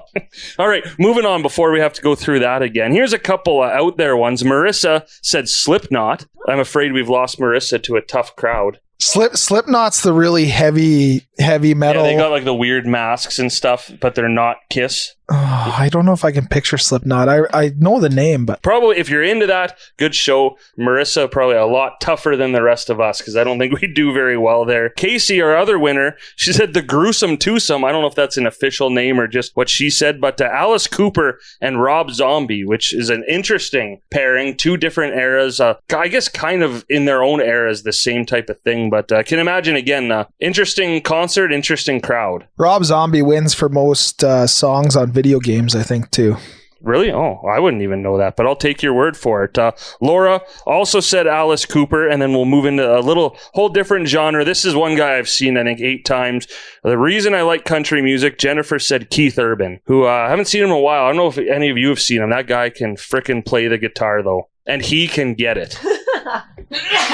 Oh, Lund, you allergic to talking about handsome men? No, I appreciate handsome men. I appreciate you, too. I just had to sneeze. Everybody sneezes. But yeah, Keith Urban, I think he only owns like one black shirt, which I guess I can't talk because I wear a lot of black shirts. But you guys never seen Keith Urban? I love Keith Urban. Never seen him, though.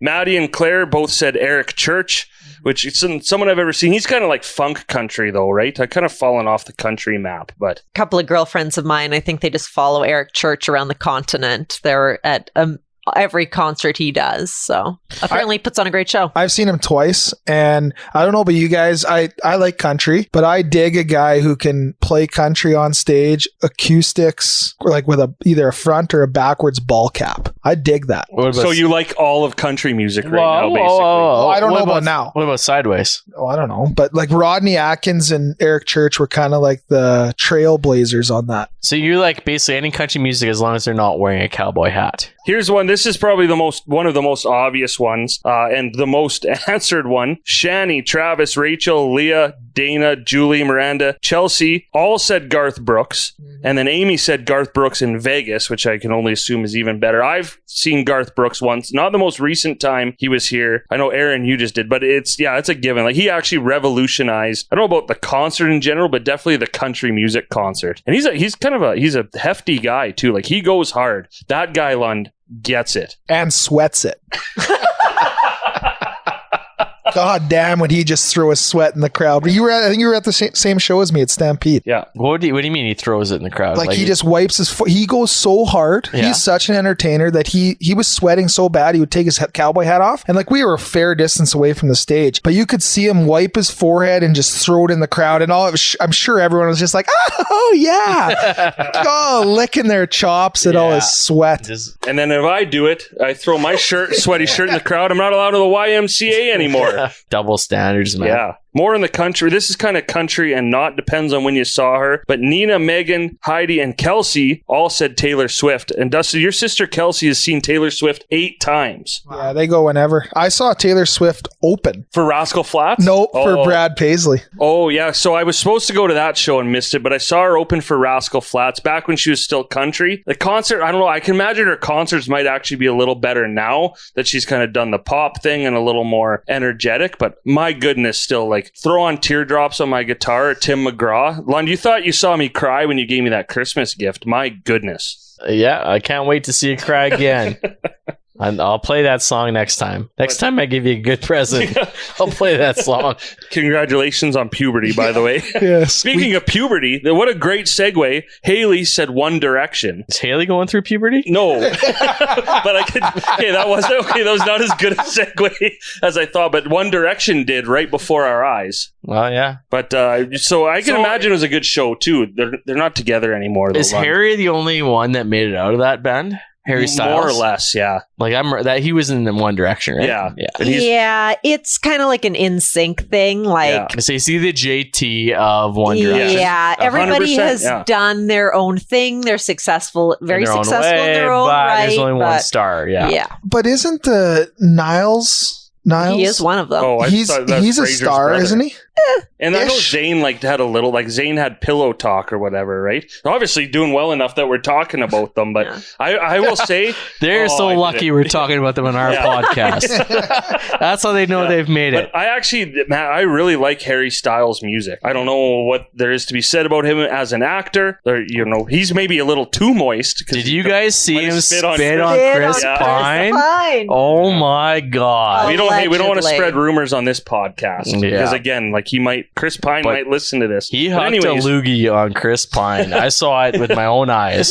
I have to imagine One Direction, though, actually a pretty good show if you like the music. Same thing, kind of like a band we'll talk about at the end that Aaron and I just saw like 2 weeks ago. But Michelle, Haley, I just put and others. I guess I got tired of writing them out 10 minutes before we recorded, but said AC/DC. So back again into the older bands. I haven't actually seen them. I've seen a lot of classic rock bands, but I'm guessing, again, another really good one. So, a quick question: that show they put on in Edmonton 2, 3, 4 years ago, when they were playing Thunderstruck outside, when there was a literal storm going on, was that the best concert of all time? I feel like it's up Were there. you at it, or do you just know about? Because I don't think any of us were at it, so it's hard to say. No, I wasn't there, but obviously That's pretty cool. I saw. I mean, you're playing Thunderstruck, and there's a lightning storm going on at the same time. I mean, that's pretty tough to top. Well, if you watch Keith Urban acoustically play Raining on Sunday in Nashville as the sun is setting, On Sunday? I think it was a Sunday. actually, Whoa! Yeah, I know. I like the lightning storm better, yeah. But anyways, those moments though are exactly why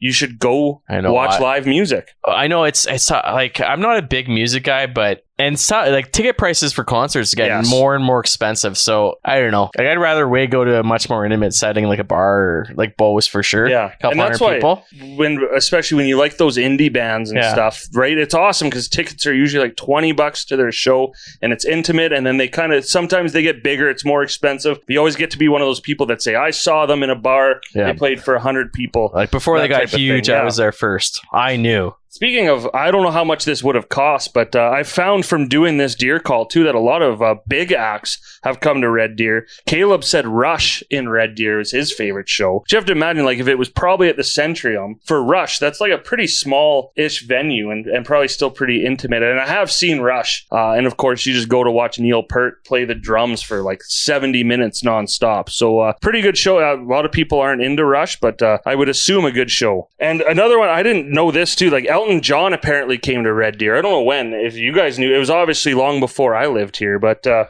couple people said Elton John in Red Deer. So I don't know about that either. I would go to an Elton John show Of course. for sure. Yeah, well, I don't know. You never know who comes through. We'll have to look it up.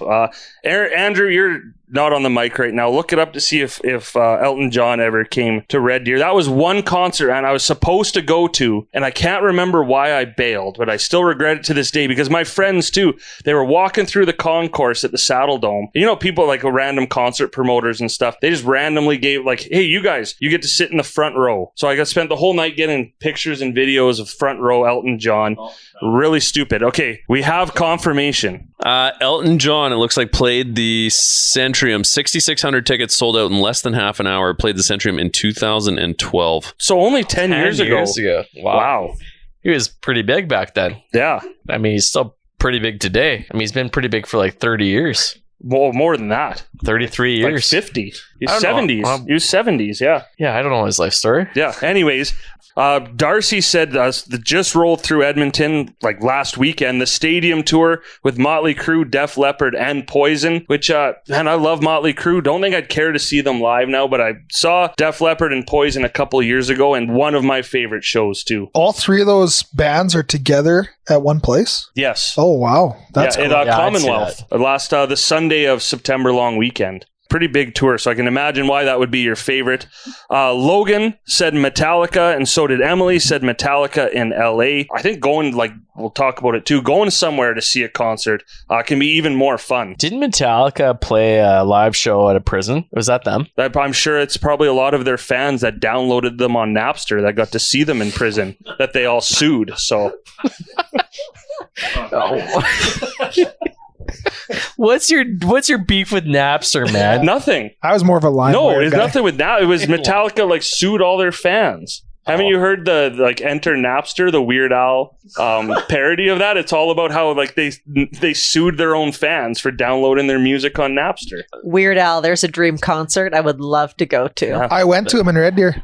So I just Googled it. Metallica played a 10-song set at the legendary San Quentin prison. Yes, Nice. that's right. But here's a cool story about traveling to go see a band. I've never heard of Harley Poe. I don't know if any of you have, but Mike said Harley Poe in Chicago, more for the whole experience of driving 30 hours straight with 3 other friends to explore downtown Chicago the next day, go to the concert for a $10 cover, then a Cubs game the next day before driving 30 hours back. I get it. Like, if you love a band that much or a sports team, like you're going to make the trip, and why not get 2 for 1? Yeah. Well, and so Brandon had kind of a similar story. He saw Pink Floyd in Toronto in 1994, hitchhiked from Edmonton to go see them. I don't get that.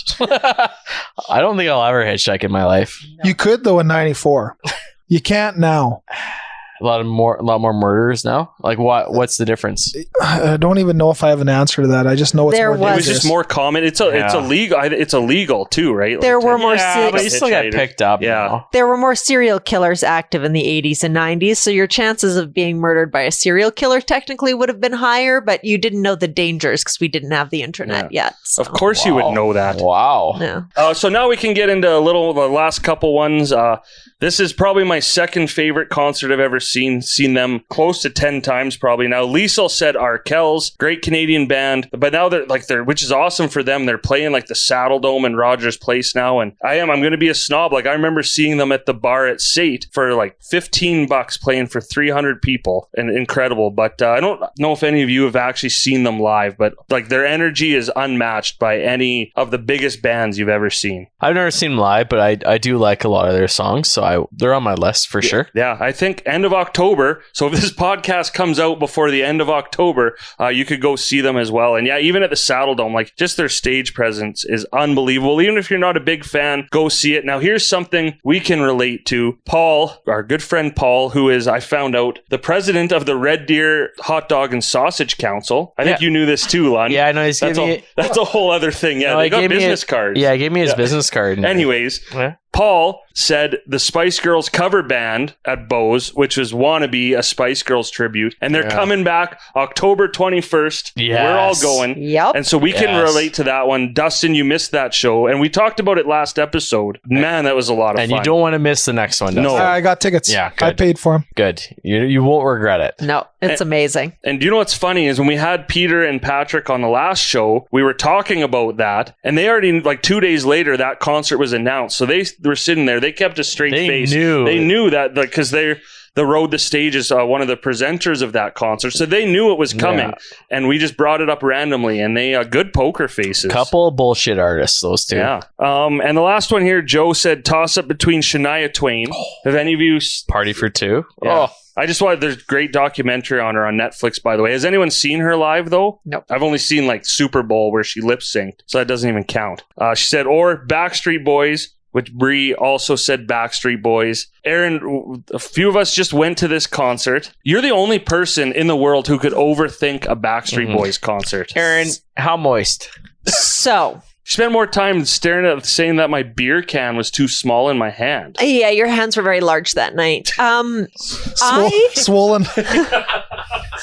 We were sitting up very high. I, a huge Backstreet Boys fan, wrote my own Backstreet Boys fan fiction, longhand, big fan.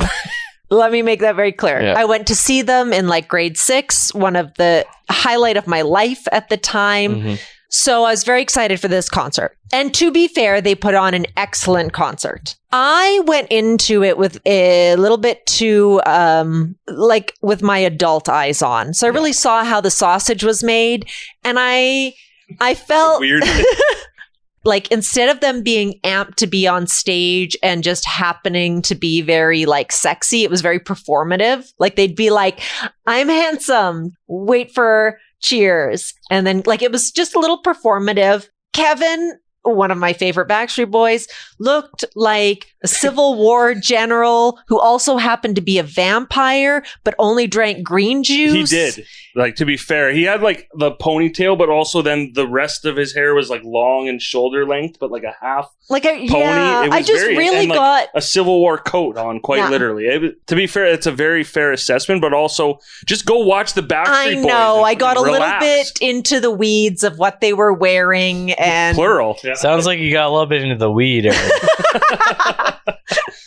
but you know what? It was a fantastic night with some of my favorite people watching one of my favorite groups, and I did really enjoy it. Just I looked a little too hard at what was happening. Yeah, but they honestly, you guys, next time I'm just gonna make you guys come because it is so much fun. They're like professional wrestlers now, like what they put their bodies through just for a concert. But a lot of fun if you don't overthink it, at least. But not one of my favorite concerts, but not actually the best concert I've ever seen.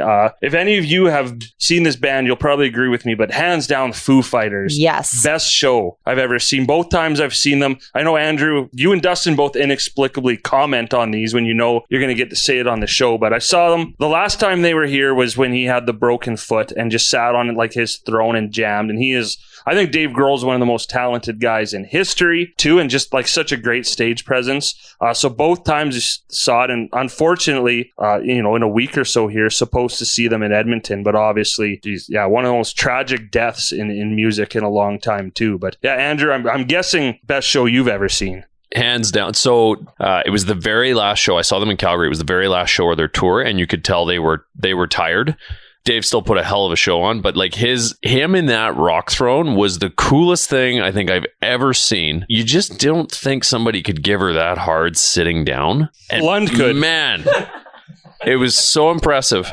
And then he actually, like, there was parts of the show where he got out of the throne and he had someone actually help kind of walk him to the front of the stage. He played Times Like These acoustic. The man is just like, he is a god among like rock royalty. He's by far, hands down, my favorite artist of all time. Nobody touches it. The way they kind of doctored that whole thing up, and then if you actually watch, I can't remember if it's in his book. It is in his book. Tells the whole story about when he broke his leg and fell off the stage, and how this doctor came out of the crowd basically and held his leg in place while he finished the show. I think the bone completely separated when he fell off the stage and broke his leg, and he finished the show. Well, he like snapped his leg. Yeah, it was bad. So I just saw a clip of the Weeknd the other night, and he canceled his show because his voice was a little hoarse. And I'm hearing how Dave Grohl has a broken leg being held together by some random doctor, and he finishes his entire show. And the Weeknd is canceling his entire show because his voice is a little bit sore. Little hoarse, yeah. Little hoarse. Music has changed, man. Like completely different. Yeah. Even Brian from the Backstreet Boys, the guy hasn't been able to sing for like 10 years. He still goes out and does the best he can. But yeah, crushes it. Dave, like the Foo Fighters, I think they're the last true like rock band, right? Where like you actually know the other members of the band and just that vibe from, however many decades of rock, and hands down best concert. I think we have to talk about too the tribute concert that just happened for Taylor Hawkins. You want to talk about the power of live music? Have you seen anything better than Taylor Hawkins' 16-year-old son going up drumming to My Hero, but then when he does a drum solo at the end, go and watch Dave Grohl look at Taylor Hawkins' son. That is goose pimples. Like while he's doing his solo? Yeah, like just like this big grin, and like it's like the most heartbreaking, amazing, like inspirational moment in one of the biggest in music history, I actually think. Yeah, just you even saying that like gives me goosebumps. Like it was, that was absolutely nuts. The whole thing, Taylor was not that old. And you know, and Dave tells the story in his book actually about how, because they had a couple drummers before Taylor. He was with Alanis Morissette. That's right. Yeah. Taylor came in with Alanis Morissette. And so to sit and audition for probably still the best drummer in the world, Dave Grohl. Yeah. And just to be able to kind of follow in that guy's footsteps and drum for, like I said, the best drummer in the world, like that's a pretty daunting task. And just the chemistry that whole band had is just incredible. It's really tragic, but again, like, man, you think back to, and even watching the tribute concert, does a rock band have more bangers than the Foo Fighters? Well, they're my favorite band. I'm not a big band guy. And like for the last like 15 years, they've probably been my favorite band. Before we go on and on, Dustin, you want to follow that somehow with your favorite concert? Prozac. I'm just, like, that was one of the first concerts I've ever seen with Soul Decision. Yeah, and Soul Decision came out to my dad's suite. Oh my God. And let me tell you, that was sweet. At that time, they were just cartoons. You want to talk about peeking behind the curtain there, and I saw them at Bo's a couple years ago, and ironically, the singer was the most depressed looking guy I've ever seen. Just stood there, sang his songs, maybe lip synced, I don't know, and went home. And it wasn't my favorite concert, obviously, but it was like one of my firsts with Amanda Marshall. Weird Al was a good one. Mm-hmm. But I'm like Lund. I'm not a big concert goer. If I get tickets, I'll go watch like Eric Church or Paisley, like But Garth how good Brooks. was Jake Owen in Phoenix? Oh, right? yeah. So Foo Fighters, I think, are my favorite band. So I know I'm jumping on the bandwagon here, but favorite concert, I really haven't been to very many concerts. So Spice Girls tribute. Spice Girls tribute. Yeah, that was pretty fun. I just want to say that every time I've gone to see Blue Rodeo, I've really thought they put on a great show. Yes. Can you? Classic. I think I've heard Blue Rodeo before. Can you sing me a little tidbit? I could not, and I will not. Dustin will.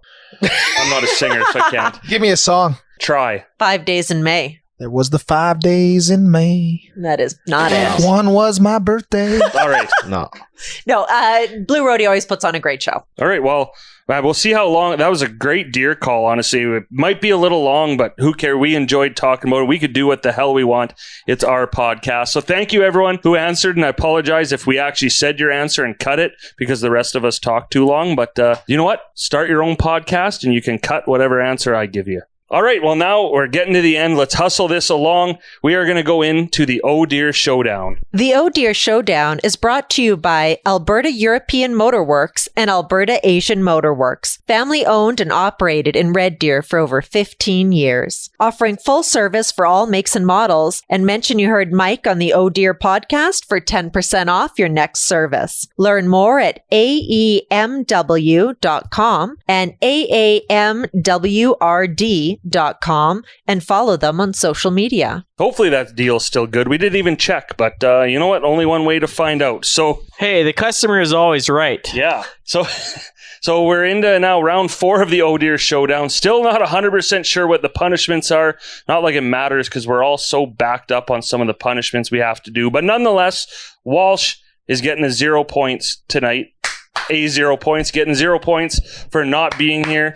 But him and I are tied at the top with 6 points each. Dustin, despite missing an episode and getting 0 points, has 5. And Lund, despite being at every episode, is at 3 points. So again, Lund, a win here, though, ties you for first place. That's pretty good. Sounds pretty good. The worst anyone here can do is 1 point tonight. All right. So tonight's game, I'm keeping the theme going from Deer Call and going with some music trivia. So these are obscure, weird facts that I Googled today. A lot of them.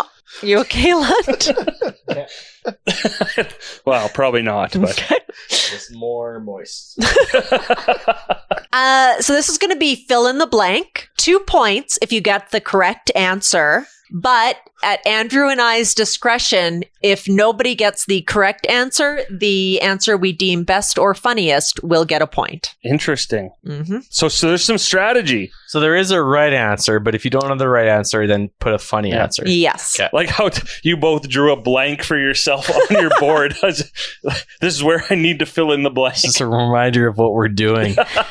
All right. Question number 1. Approximately 12% of all of Mozart's letters to his friends and associates had at least one reference to this. I've also not fact checked any of these, so we'll find out if they're right or not. Somebody can write in. I'll go for. I have no idea. I have to assume because so many songs mention her. I said Uma Thurman. No. I said his most famous painting, the Mona Lisa. His most famous painting.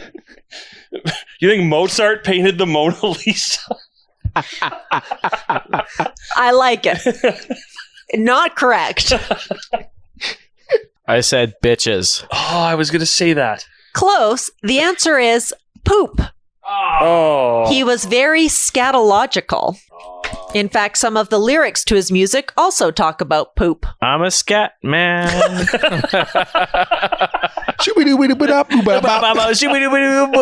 But who had the funniest answer? I mean, Dustin. Yeah. Back in the day, the Beastie Boys were known to put in a possibly optimistic request for rainbow-colored what while on tour? You're so lame.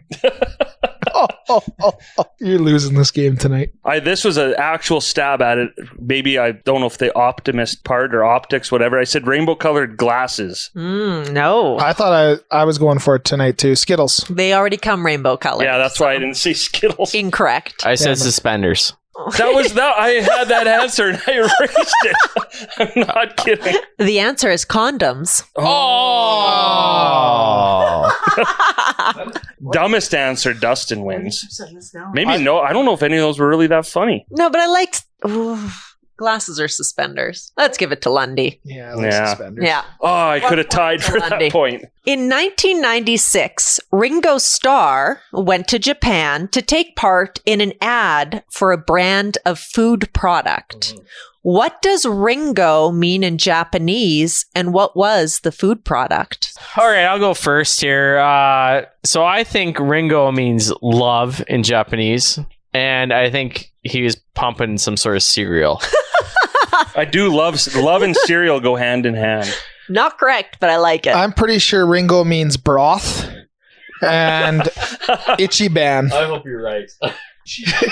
I don't know. I don't know how to spell Itchy it. band. I'm guessing the food is rice, and everyone knows Ringo means the worst beetle. Okay. Well, you're all very wrong. Oh. Am I that wrong, though? Ringo means apple, so he promoted applesauce. Oh, damn it. You know they're tied together. Me I'm going to neither. give a point to Ted. He might be the worst beetle. Might be. Yeah. All right, so it's 1-1-1. Tight match. Have you been picking up your microphone at all? It's a tight match. All right. In 2004, Johnny Cash's people were approached by an ad agency to ask permission to use his song Ring of Fire in a commercial for what medication? I know this. I know what you're going to write, Ted. I'm writing the right answer, so you can write the right answer too. 2 points for the right answer. Like, are we listening? Are we writing down the name of the medication? Yeah, it's a common brand name. Oh yeah, I got it. Advil, Tylenol, rather. Okay, so not the general type of it? No. Okay. I will accept I think either. we all got the right answer. I will here. accept either. Yeah. Did anyone? Let's say it at the same time. Preparation H. Yes, 2 points for everybody. That's why I It's wrote still a hemorrhoid tie. cream and then yeah. I was thinking about going for the funniest answer. No, I want to write it. They did politely decline that. So we all have 3 points now. Before they became super famous, the Rolling Stones wrote a jingle for what cereal? I can't think of anything funny, so I'm just going for a legit guess here. I don't think Lund is. All right, I'll go first because mine's not funny. I just guessed Shreddies. You are incorrect. Me Lucky Charms. Oh, incorrect. The Me tumbling, Lucky Charms. the tumbling rocks. You get a point, but you are not correct. They wrote a jingle for Rice Krispies. Oh, Oh. Sing it. Snap, crackle, pop. oh, they wrote that? Man, they were good. So I got the point. You got a I point. knew it. I knew it. 4-3-3. Oh boy. All right, question number 6. Brian May, guitarist for Queen, has a line of what lady's intimate apparel? There's only so many choices. I mean, any answer you give, it's a weird fucking stretch for Brian May. Yeah. Dustin, you went the same avenue I did, kind of. Pressure's on, Lundy, because we were both fucking hilarious. I said Mayday panties. I said under pressure panties. I said fat bottom undies. Creative. He just has a line of sports bras. Oh, Damn it. I know. Those were all very creative. Those okay. were good. Well, I'll take it. Yeah. Yeah. All right. So Lund's still up by 1. Damn it, Lund. Didn't you say Lund was going to lose this? Or? Yeah. Yeah. There's still lots of question left. Yeah, but they always say that. All right. So in recent pop culture news, No. a Redditor named Tyler Life shared with the world the EDM song he used on his sex playlist to create the best rhythm for the act and ensure that he finished every time. Obviously, none of you have spent any time on TikTok or Reddit in the last few days. No. What was the song, the artist, or if you know a few of the bars, you can sing it. It's an EDM song. What does that mean? Like electronic dance yeah. music, Okay. I think. I don't know. Yeah. I can't believe none of you. Yeah. Electronic dance music. Yes. It was I think it was Am I the Asshole? He'd made this sex playlist and he used it every time. And finally, after 2 years, his girlfriend said, I fucking hate that song. So he stopped playing the song, but he would still sing it in his head. And she knew that he was still giving it to her at that 'Cause the rhythm. But what horrified the internet at large is the song that he was using. There's some when you're hilarious ready, Lenny. TikToks about it. I don't know. I'm guessing maybe it's like a remix of a song. So I went with the Chuck Berry classic EDM version of My Ding-a-ling. That's a real song. I know. The rhythm of the night. Oh, night. Feel the rhythm, feel the rhyme. Look out, Jamaica. It's bobsled time. All right. Well, another point for Lund. You're all incorrect.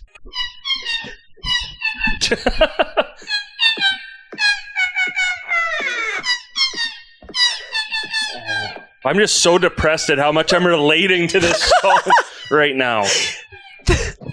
For those listeners at home, everybody on the couch is currently making the same motions that everybody on TikTok is making, trying to figure out how you fucked to this song. Lund. Close How did your he mouth. make it this long? Okay, what is the song called? Yeah, it was Seabat by Scottish DJ Hudson Mohawk. I knew it sounded Scottish. This one's a little bit longer, but I think the answer is worth the payoff. In 2014, a group of researchers from the Museum of Science and Industry in England released an online test called Hooked on Music. It contained 1,000 quips from pop hits going all the way back to the 1940s and asked 1,200 participants to identify songs as fast as possible. What was the catchiest song, pop song? It is contemporary to us, and it is a song that all of us in this room would know and love. I went with the Beastie Boys. Fight for your right to party. Wrong, but great answer. Thank you. I went with I Want You, Savage Garden. Wrong, but You great went answer. with I Want Yuv. I get it. I Want It That Way. Close. Is it Everybody by No, Backstreet Boys? it's Wannabe by the Spice Girls. Oh, man. That makes perfect sense. Can't argue with that. Who gets the point there? I mean, I like Savage Garden best, so. Well, But that was didn't like a deep cut that I liked. yeah. Lund's at 6, you're at 5, I'm at 4. Question number 9. Which country has the most metal bands per capita? I just realized that all these questions have to do with music. I would actually realize that last question. That was like right in the intro. I'm pretty sure he said keeping the music theme going. Yeah, I wasn't listening. It's literally called music trivia. Okay, I got my Metal answer. bands. Okay, pick a country. Per capita. Most metal bands per capita. I got it. These guys love their metal. Du hast, bitch. Germany? Close. Oh, You're in the right area? arena. Yeah. I went with India because I think that's the most populated place in the world. Yeah, no, it's a great justification. Very wrong. I went with Norway because they have Vikings and Vikings love metal music. It's Finland, isn't It's it? Finland. That was my other guess. So it wasn't Norway. You know what it is? Because I'm going to plug our morning show because Matt does like a Matt Thinks He's Smarter Than You, where you have to guess the band, and people just, they take the clues too literally and will just guess like exactly what the clue is saying. And every time we Google it, it's some like Finnish or German speed metal band. Yeah. I know nothing about metal music. Yeah. Zero. I'd like to give half a point to Ted because he did get it. Okay, so give him 4.5. Yeah. Yeah. So I actually have the list in front of me right now. So Germany has 10.03 metal bands per 100,000 people. Finland has 53.2 metal bands per 100,000 people. This is question number 10. So we need some right answers. Oh, yeah.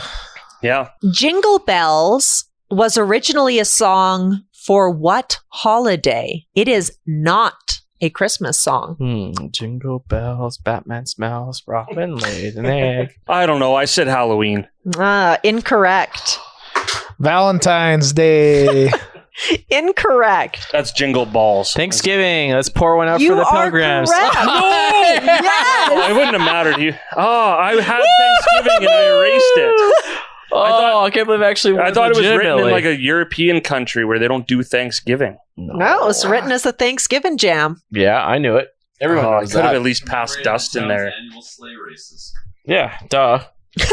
All right. Congratulations, Lund. Did I overtake first place? In a shocking turn of events, Lund has beaten Ted in music trivia. Well, was that music trivia or No. brand? We didn't even know it was music, to be fair. But so now me, Walsh, and Lund. Sorry, Lund has 6 points. Walsh has 6 points. I get 1 point, so I have 7. And Dustin gets 2 points, so he has 7. Oh boy. Look at this. So we're going into the last one pretty close. Love it. All right. Well, this could be the longest recording in history. We say it every time. Definitely could be true. So that's just about it for this episode. Thank you, Aaron, for that game. We definitely learned something that time. Whether it's useful or not remains to be seen, but it doesn't matter. But we'll just wrap up right away with everyone's final thought. Just glad to be back with my friends down in Lund's basement. That's all I got. What an episode. I mean, we all came here and we brought it. Each one of us brought it. Except for Walsh. Oh, yeah. Walsh isn't here. That guy does not get it. No. All he gets is a cold. I would say a big cheers to the fall and winter of Andrew. Looking forward to it. Wrap it up, Ted. All right.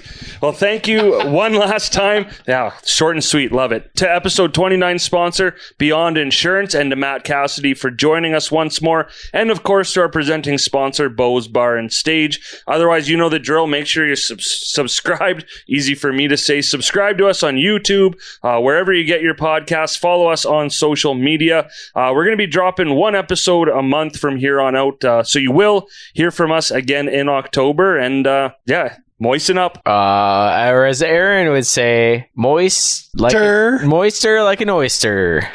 Close enough. That's it. Bye.